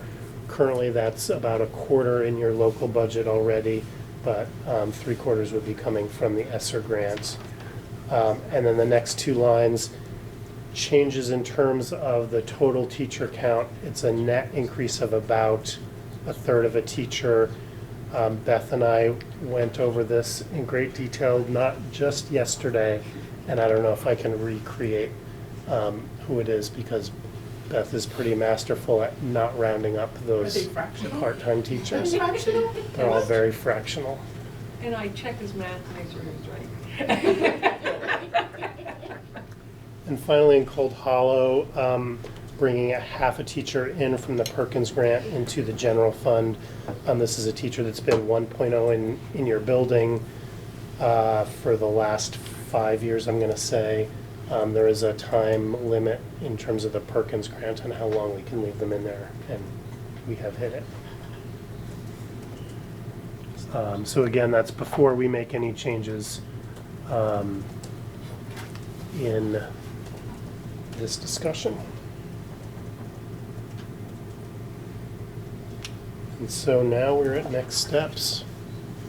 And Lynn's kind of tipped how we go where we need to go, but that's sort of up to you now. So, I tipped the part about this district will benefit from the SU budget coming down. We'll have either we put a number in the chart I'm looking at, I don't know what the number actually is, but I had 168 or 385, depending on where they land next week. So in a look with, or discussions with some of the principals over the last several days, speaking with Matt, we could pull out, I think, a third of the French teacher, or half. Spanish. I had said Spanish. Oop, we had that wrong in there, sorry. So that look of panic in your eyes, wrote that incorrectly. So we can talk about the rest, but the Spanish was the easy one. Okay. Yeah. You had a name in there, we're gonna just move, the FPA advisor, that was in there is a reduction. I stepped out of that meeting, I have no idea what fraction you landed on. Right, and I don't know that we've landed on anything definitive, but we are looking at that position. It's tied to decisions that the supervisory union board makes in terms of what FPA staffing looks like. So it's confusing because we have two FPAs. We have the 9 through 12 Flexible Pathways Academy, and we have the K through 8 FPA. So that is on the table, the K through 8 part of it, or the K through 6 part of it. And we have an advisor that spends some time there and some time at the high school supporting some of the Flexible Pathways students. And so there's a fraction of that person that could be on this as well. When we relooked at EES's budget, there was the paraeducator that we could look at. Richford had one additional teacher that we could not fill for Richford High School. Richford Elementary has in the budget a 1.0 librarian. That's been a really hard position to fill. We have someone filling in right now who would be willing to stay on next year for 0.4, so we could reduce that to 0.6 in Richford Elementary. Do you want to talk about ASP guidance? Yeah, and I would say that the Richford Library discussion is similar to the Spanish position in that the person who's currently in that job is only at 0.67. We have always had it in the budget as 1.0, we just haven't filled it, so it's not cutting that out would not be a reduction in services. And then I talked earlier about this idea of moving the after-school program out of your local budgets and into this Medicaid grant that we get at the supervisory union, and then pushing the guidance counselors back fully into your budget. So the net gain for Enosburg-Richford, if we were to do that, would be around $37,000. So not a huge amount, but a change that we probably should be making, and 37 is still 37. So last on the list, we had facilities maintenance. As Morgan tipped earlier, we've typically been reactive about facilities maintenance, and that has led, like many schools in Vermont, for us to have some deferred maintenance in our schools because we just have not had the money to be able to budget for certain projects. Now that we have a facilities director, we're trying to get more strategic and more proactive about things that are coming down the line, so we did build in money in the budget for facilities maintenance. So there's $370,000 there that you could think about. I don't know if we ever heard anything from 8. I'm looking at this list, and Cold Hollow is the only one that I don't have anything on the front.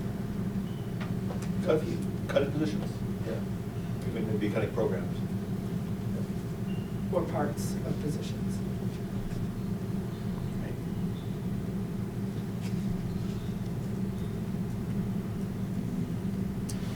So I'm not sure where you want to go from. I mean, some of these are more painful than others. It feels like the Spanish teacher is not a reduction in what someone is currently working. It keeps it where it is. The Richford High School teacher was an added position. Richford Elementary doesn't cut a person, it keeps her at the level that she's at. And I think the EES para is not filling an upcoming. She's retiring, so I would fill it. So for all of those, what would be the impact? On the budget or on the Yeah. kids? So if we include the SU assessment change as we anticipate it's gonna come out, and we include the change to after-school program, that would be 328,000.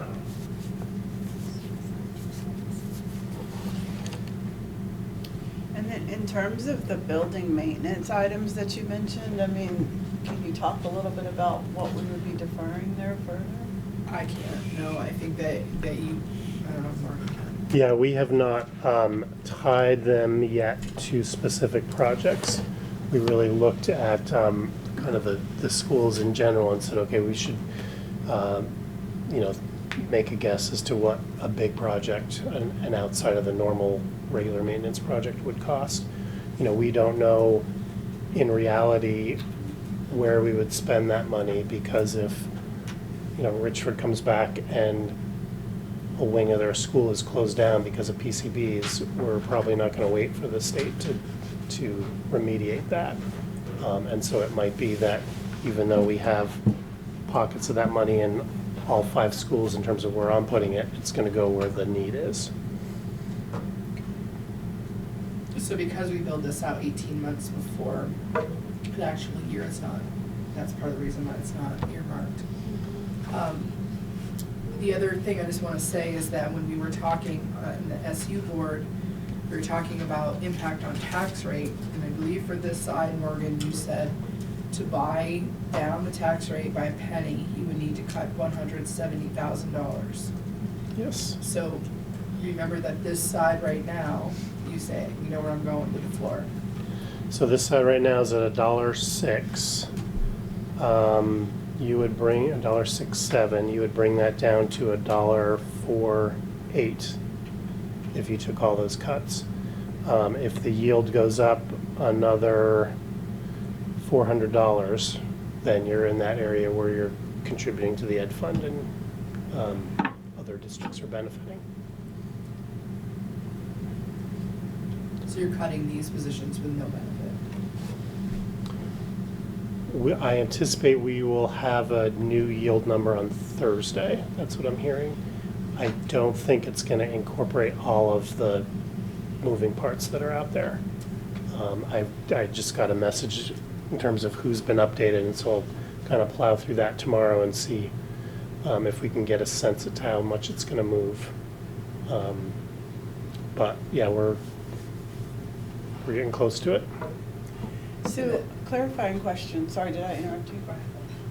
So if the yield, just hypothetically, by itself, brings us down to $1, okay? And we had to make a decision to go back to voters, it would still be, we would just bring back the same budget? Can you clarify that, like same dollar amount? You are allowed to do that. I mean, the yield could go down so far that you could add $1 million to your budget and still have $1 tax rate. That would be the responsible thing to do, I would argue. Yeah. It would be a big lift in terms of communication and explaining that to people. Yeah, education would be the focus there. I mean, I think that the danger where we're at right now is there's still so many moving pieces that we want to move forward. We want to be responsive to the taxpayers. Then we don't want to lose this opportunity either. Like we are, as we could see when Morgan shared those charts, like we're now, if we had an approved budget, 9th and 10th lowest spending in the state, who knows where, if we were to make these cuts, and we were to draw out another $328,700 from the budget, how many people would jump ahead of us in terms of per pupil spending? We don't know that yet. But then this whole thing with the yields being so unknown, that's the part that makes it tricky to solidify what it is you want to do. So we kind of want a direction tonight. That FNESU meeting will be informed by some of the conversation we had here. We're hoping by the time we come back around for budget meetings, number 2 for SU, ER, and NMV, we'll have more information about the yield. But in actuality, we won't have all the information about the yield that we need until we get into April and even May. So this could be an ongoing conversation. The shorter warning period, it helps us, except we're not clear about on this side because they voted down that one piece about your ability to borrow. So we'll have to navigate the trickiness that comes along with that. Okay. Any other discussion on that? Thoughts? One other question, and I know we found great value in this last year, but do you know off the top what the value of that teacher return incentive, probably not the right wording, but what the dollar amount it would be for that? We dug into that. I would have to look and see what we came up with. This is the early signing bonus. Early, yeah. Yeah. Contracts, Exactly. So we have that, we're still planning to do that this year out of the remaining ESSER money. And the way we would do it is the contracts that we give out on April 1st, they'd have to come back by the 5th to be eligible. And anybody that was RIF'd, when they got their contract, they'd have 5 days from there to still be eligible for that. I think the real payout in that was we knew that 90% of our teachers were returning within 5 days of issuing contracts. And I think that was tremendously helpful for principals to know where we were with hiring so early in the hiring season last year. And so it's ESSER fund, so it won't really impact this conversation. It Right. might impact conversation next year. Yeah. Right. So. Also, it means that teachers, when they make that commitment, it's like, the alternative could be that they're just kind of looking at things out there and they could, kind of dilly-dally for a while, and that leaves us up in the air, and then they might find something like right before the signing time. And it's fine, they don't have to get the bonus, but, well, as you They said. can't drag it the 30 days if they want to get the Right, bonus. they can't drag it to that, so those who are ready to make up their mind, it can give that little nudge. And I think it also rewards, it's a little bit of a reward for longevity and, longevity and commitment to the district. Do you have a sense as a board how deeply you would want to cut at this point? I would say what you got there. Yeah. All of it, or some of it? I feel like it's really early to make that decision. We don't know. But, I'd say whatever's there, that's not gonna impact. That's not gonna be really deep cuts for you. That's not gonna impact you. How do you feel about the facilities piece? That's where my head was going, actually, 1 cent on, so 170,000, let's say, on the facilities, and that way we still have a facilities budget and we don't have to touch the What is it human. now? What was it now, the amount for the facilities? 370. But you do have some things that are just naturally your Spanish teacher, She doesn't want to go full-time. so that's an easy one. Same thing with my librarian, she does not want to. So those two now are, that's 60, 70, a little over 70,000 with those two. I mean, the facilities thing, I think we're just shooting darts there, right? Just go PCD, mediation, no idea. So. I was thinking about that one because it would be an easy, like, one thing we could pick on, and if for some reason the yield takes us back to a place where we don't have to touch anything, okay, so then we go back and put that back in the budget. We just hope we find that information out before we have a voter-approved budget with all these cuts in there. That's the time game we're playing right now. I think I'd like to see this for now, and then see where we are Monday. So if you take the two positions that we know aren't going to have someone in them, the ASP guidance switch that I talked about, And then where we think the SU is going to land, that would be about 204,000. So that's moving it over a penny. Plus the SU. So that's the two positions, the ASP and Includes a the guess on the SU. FNESU cuts. I think that makes sense. Or we could do, 70,000 out of the maintenance to bring up to maybe 2 pennies. So bring that to 3.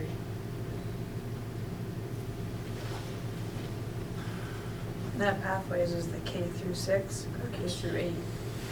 That is still to be determined by the SU board, so what we Okay. talked about today was eliminating the K through 6 because we still have to hire a teacher for part of the time for the 7 and 8 live instruction for reading. So those FPA students could do that without adding any cost to us because we're offering it anyway. And they would still be able to do courseware for the rest of it. So there wouldn't be a lot of added cost to still be able to offer FPA for our 7th and 8th grade students. There is on the K through 6 side. And so some of the other open items, i.e. the support staff negotiations, that's already budgeted, right? I mean, maybe. Yes, I think you have enough budgeted. I mean, the question is if we have a quickie settlement, which we won't, we would have real numbers and we could go back and, adjust for that. But I don't know that that's going to fall into place.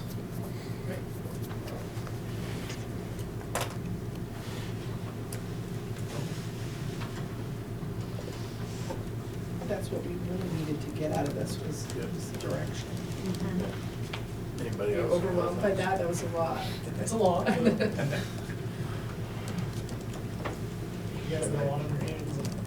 You good with that? Yeah. I think it's early, but I'm still okay with that. It's not really cutting anything. So that gets you from, you said $1.06, Morgan? I should double check those before I do stuff on the fly, but 200,000 is a penny and 170,000 is a penny in terms of spending.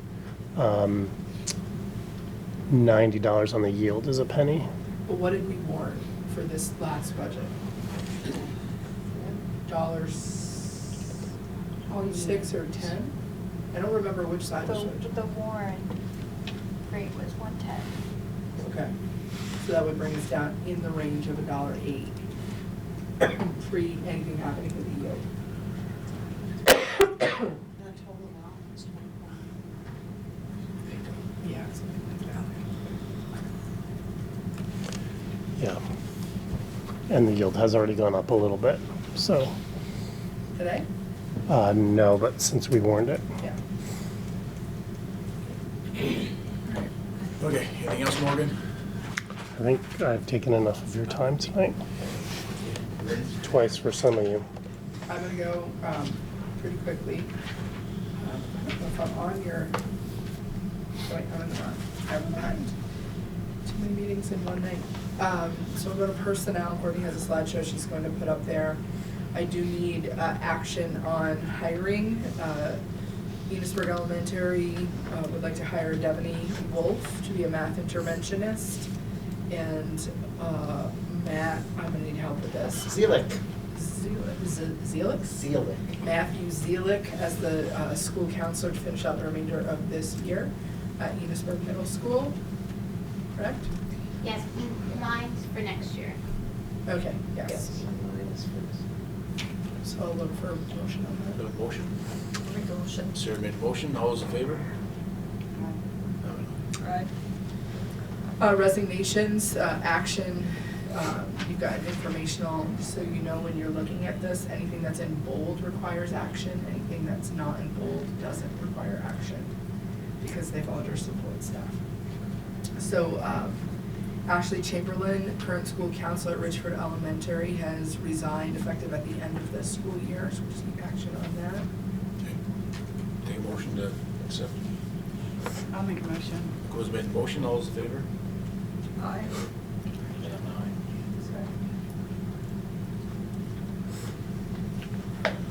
aye. Under- Did you want to mention my head custodian? Yes, actually, thank you. So we have another resignation from Enosburg Falls High School. The head custodian, Chris Johnson, has resigned, so we will be advertising for that position and working to fill that as soon as we can. Thank you for that reminder. Just gonna go to Jamie. Since we're hiring, I thought it might Yeah. be worth mentioning. That's great, thank you, Matt. He hasn't been there very long, right? No. So, open positions, we have, most of the open positions that are on here now are, this is all informational. Those are really, we're looking for positions that need to be filled for next year. So we're still in process there, and if we need to make any adjustments, by way of example, we had posted for a curriculum co-director or assistant director for curriculum instruction. We pulled that post today because we won't be filling that in the SU budget, so we've pulled that and let our candidates know that we're gonna be, because we're budget feet, we're not gonna be able to do that. You have an assistant principal search that we are about to begin for Enosburg Middle School. I brought you Julie Cacal's name last time. She's decided, just timing wise, she'd like to be in more of a teaching role for now. She's done a great job at Enosburg Middle School. What we're looking for is. We would have been thrilled to keep her. Yeah, definitely.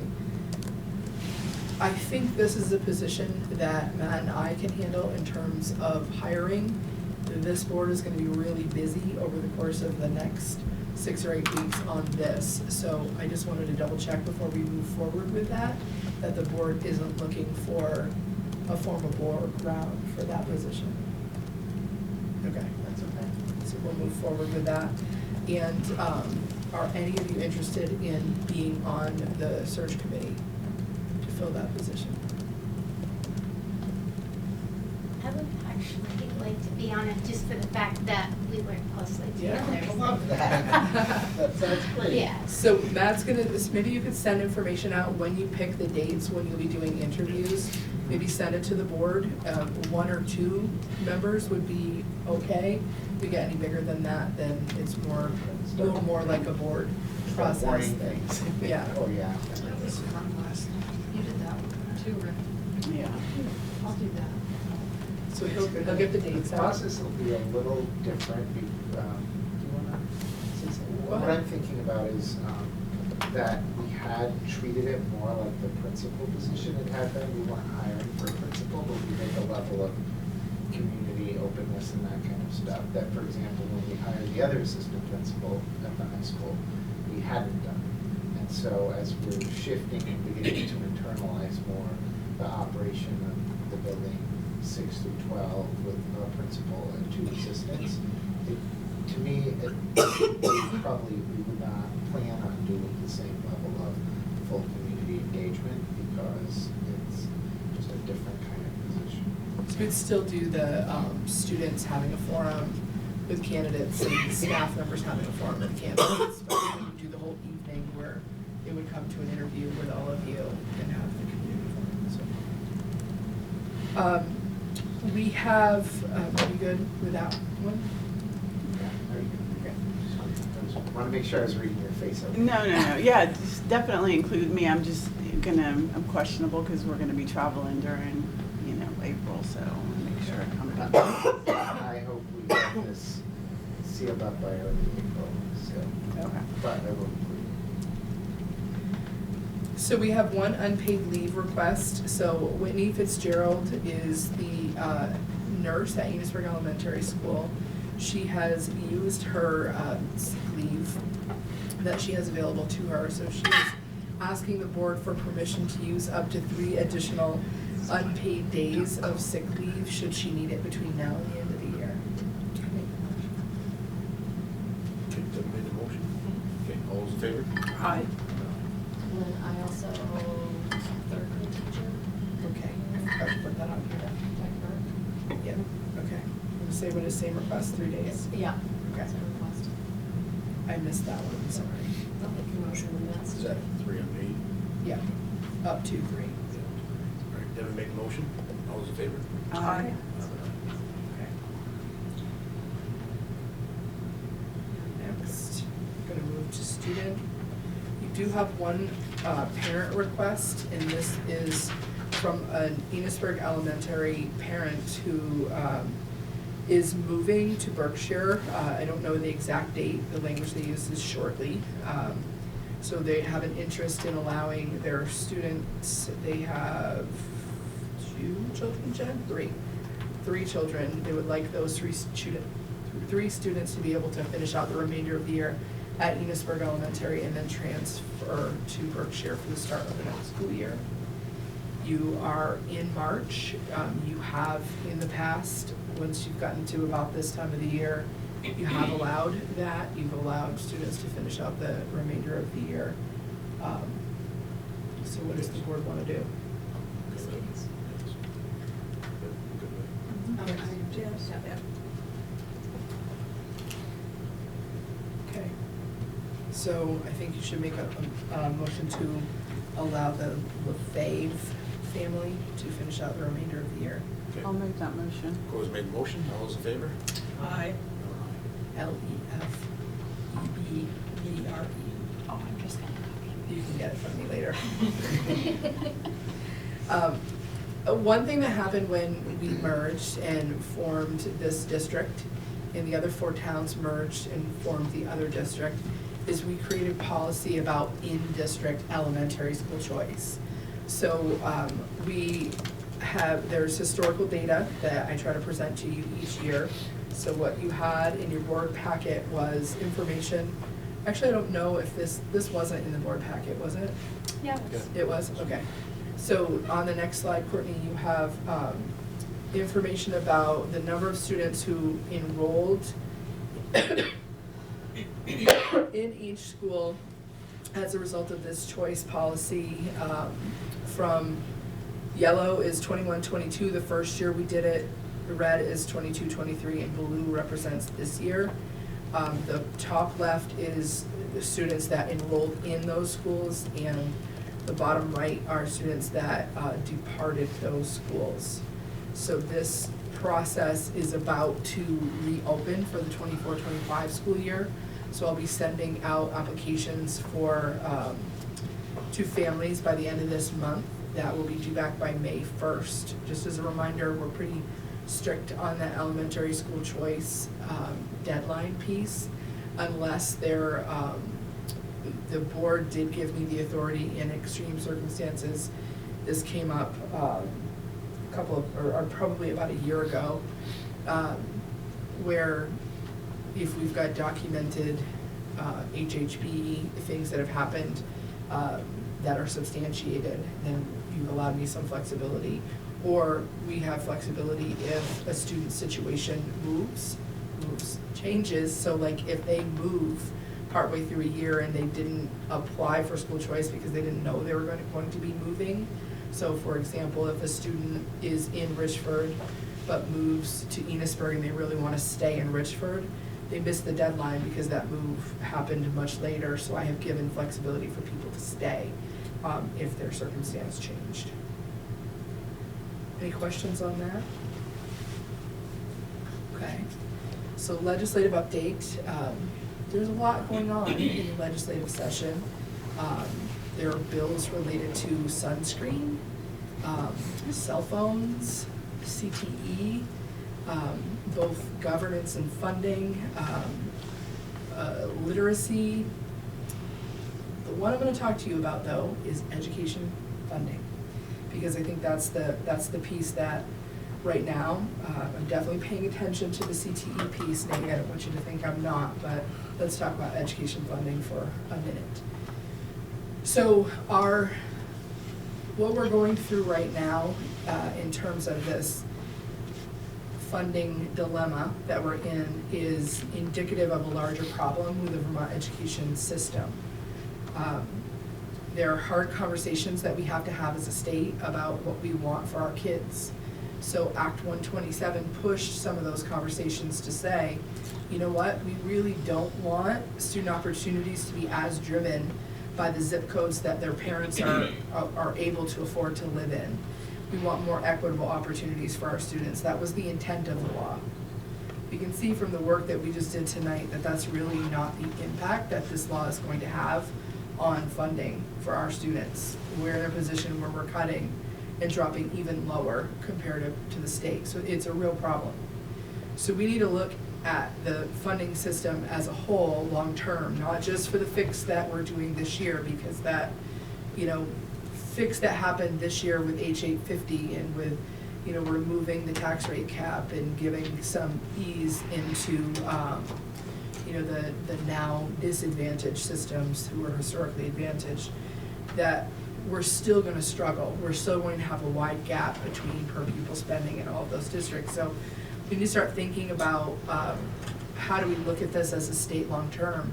We've got aging facilities in Vermont that have long-term deferred maintenance. We have a PCB legislation that legislators decided to be 3 times more stringent than the EPA, that have now driven schools to a breaking point in terms of, we've got some schools in Vermont that have, there's one school in particular that has close to 100 rooms that aren't accessible. We've got some schools that have bands running that are so loud that kids can't hear teachers, because that's part of the remediation plan. And we have no real funding connected, no adequate funding connected to actually remediating those situations. And now that those schools have been found positive for PCBs, they're compelled to fix those problems. So we have to address school construction in the state of Vermont. And I think the other part that's hard is we have a lot of schools that were operating across the state. And I think that through Act 46, the legislature made an attempt to encourage school communities to have conversations about right-sizing the number of schools that they're operating. And I think that, that did happen to a point, but the reality is not a lot of schools want to have those hard conversations about closing a school. I think what just happened last week is indicative of that. There were two warnings on 2 budgets in the state that had to do with closing some really small schools in the state, and communities in both of those communities voted those warnings down. So the reality is, Morgan and I looked at some data. For us, as I said to you earlier, FNESU is the 13th largest SU in the state, or system in the state. In Vermont, we have 69 schools with enrollment below 100. 17 of those schools have enrollment below 50. 4 of those schools have enrollment of below 25. So no community wants to say, we don't want our school anymore. I understand that. That's a hard reaction to a tough problem. But we have to think about not only how we fund education, but how many schools we can afford to operate in the state of Vermont. So I am particularly interested in looking at what the legislature is going to do with this problem.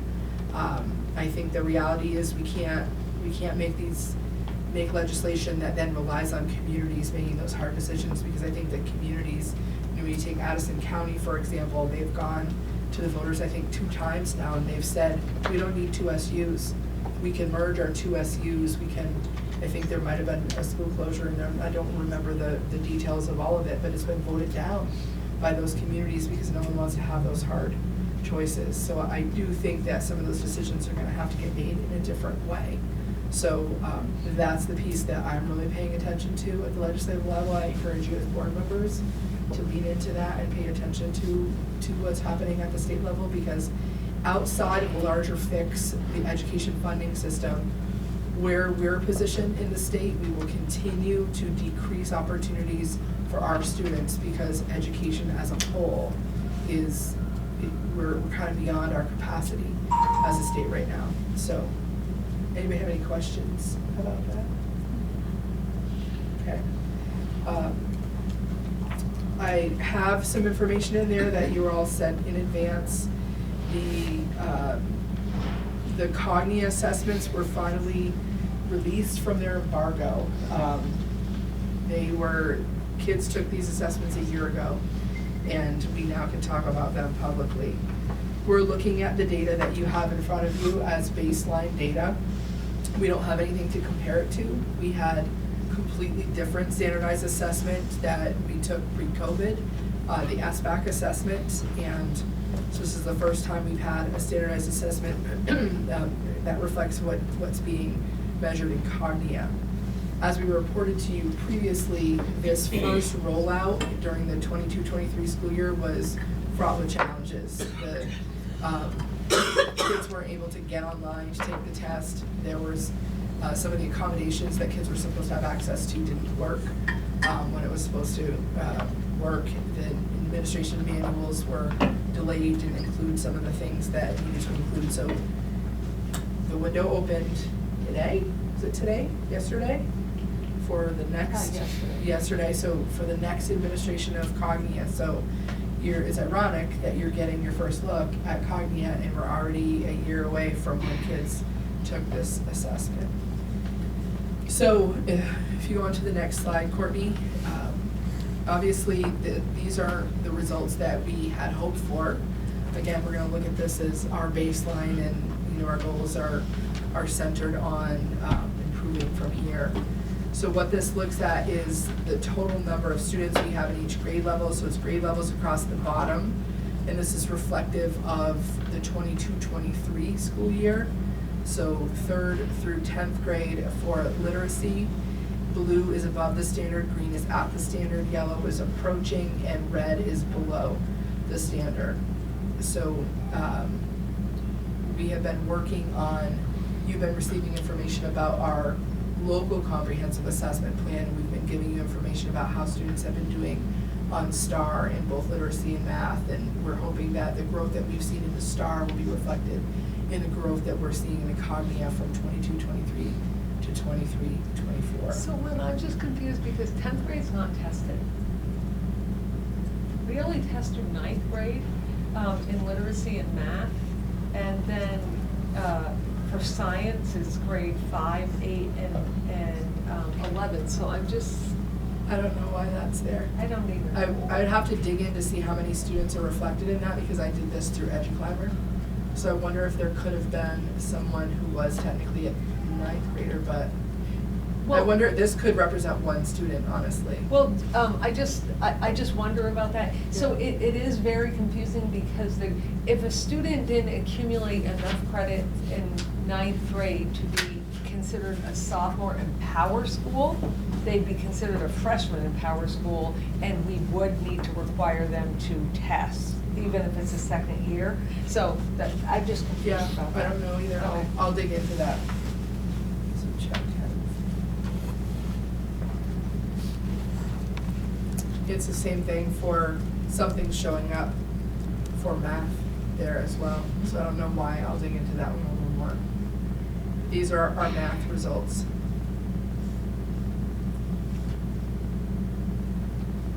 Cognia, or VTCAP, also does a science assessment in 5th, 8th, and 11th grade.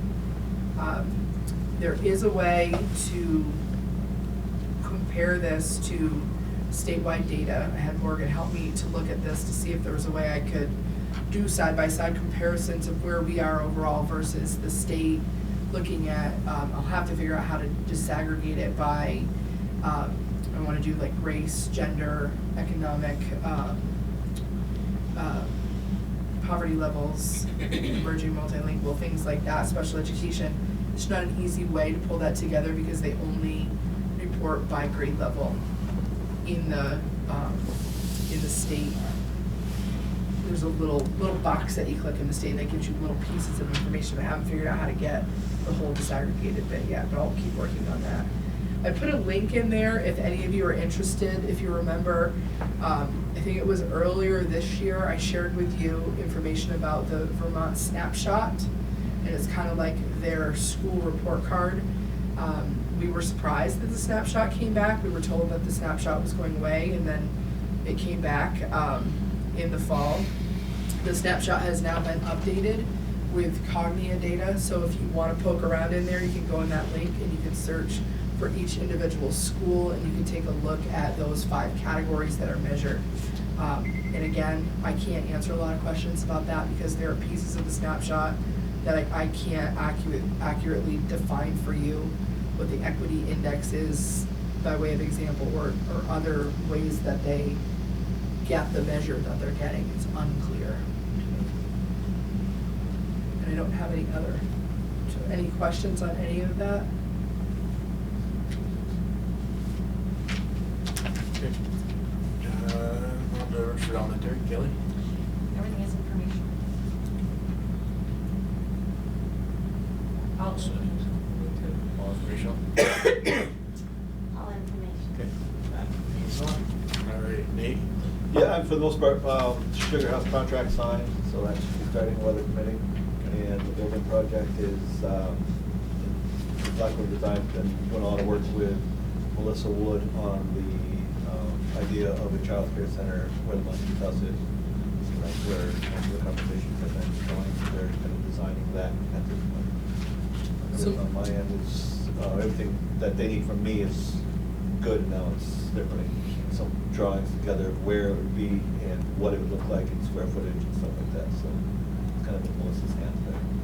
So Melissa's our early ed director.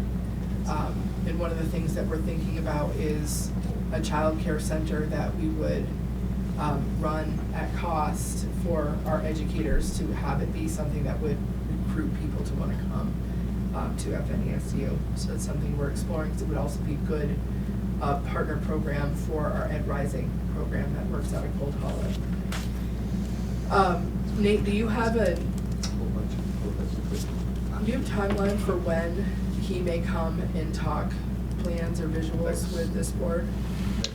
We talked about next April, and we told him, depending on how budget discussions are going on this side, we may pull him at the last minute, but Okay. he's kind of blocked. So we should put that in the April agenda. Okay. More business, teacher appreciation. Last year we did gift cards. So you guys want to do it again? Yes. So Courtney has some historical data. Thanks, Mark. What? Martin gave me a, I can't hear. Mark just sparked at me. Yeah. So Courtney has some historical information about where we've purchased. I think we've chosen 2 businesses from each community. So for teacher appreciation, they get to choose where they would like their gift card to come from. So do 1 or 2 of you want to work with Courtney to help pick which businesses this year you go to? So our goal is to also spread that around our local communities and support local businesses. Thank you, Devin. Anything else from anybody else? Okay. Our next meeting's April 9th at Enosburg. Actually, we have to before that. That's regular meeting. April 9th. Courtney, when's the next actual meeting? Monday the 18th at 6 o'clock at central office. Anything else? I just would encourage people, if people are talking to you about the budget, feel free to share what you've learned here. We're gonna try to put together some talking points and visuals that you all can have that will help in those conversations. But I think encouraging people to watch one of our videos, whether it's something from this meeting we went through in great detail tonight on purpose, because if people choose to watch this, we wanna make sure that they have access to all the information, but just encourage people to take a look at the whole picture by watching one of these or attending an informational session. And you want us there too at that meeting on Monday? Yes. Okay. Anything else? Okay. This Monday, right? And it's okay if it's virtual. Entertain a motion to adjourn. I'll make a motion. Who's made the motion? All in favor? Aye. Yeah, I'm okay with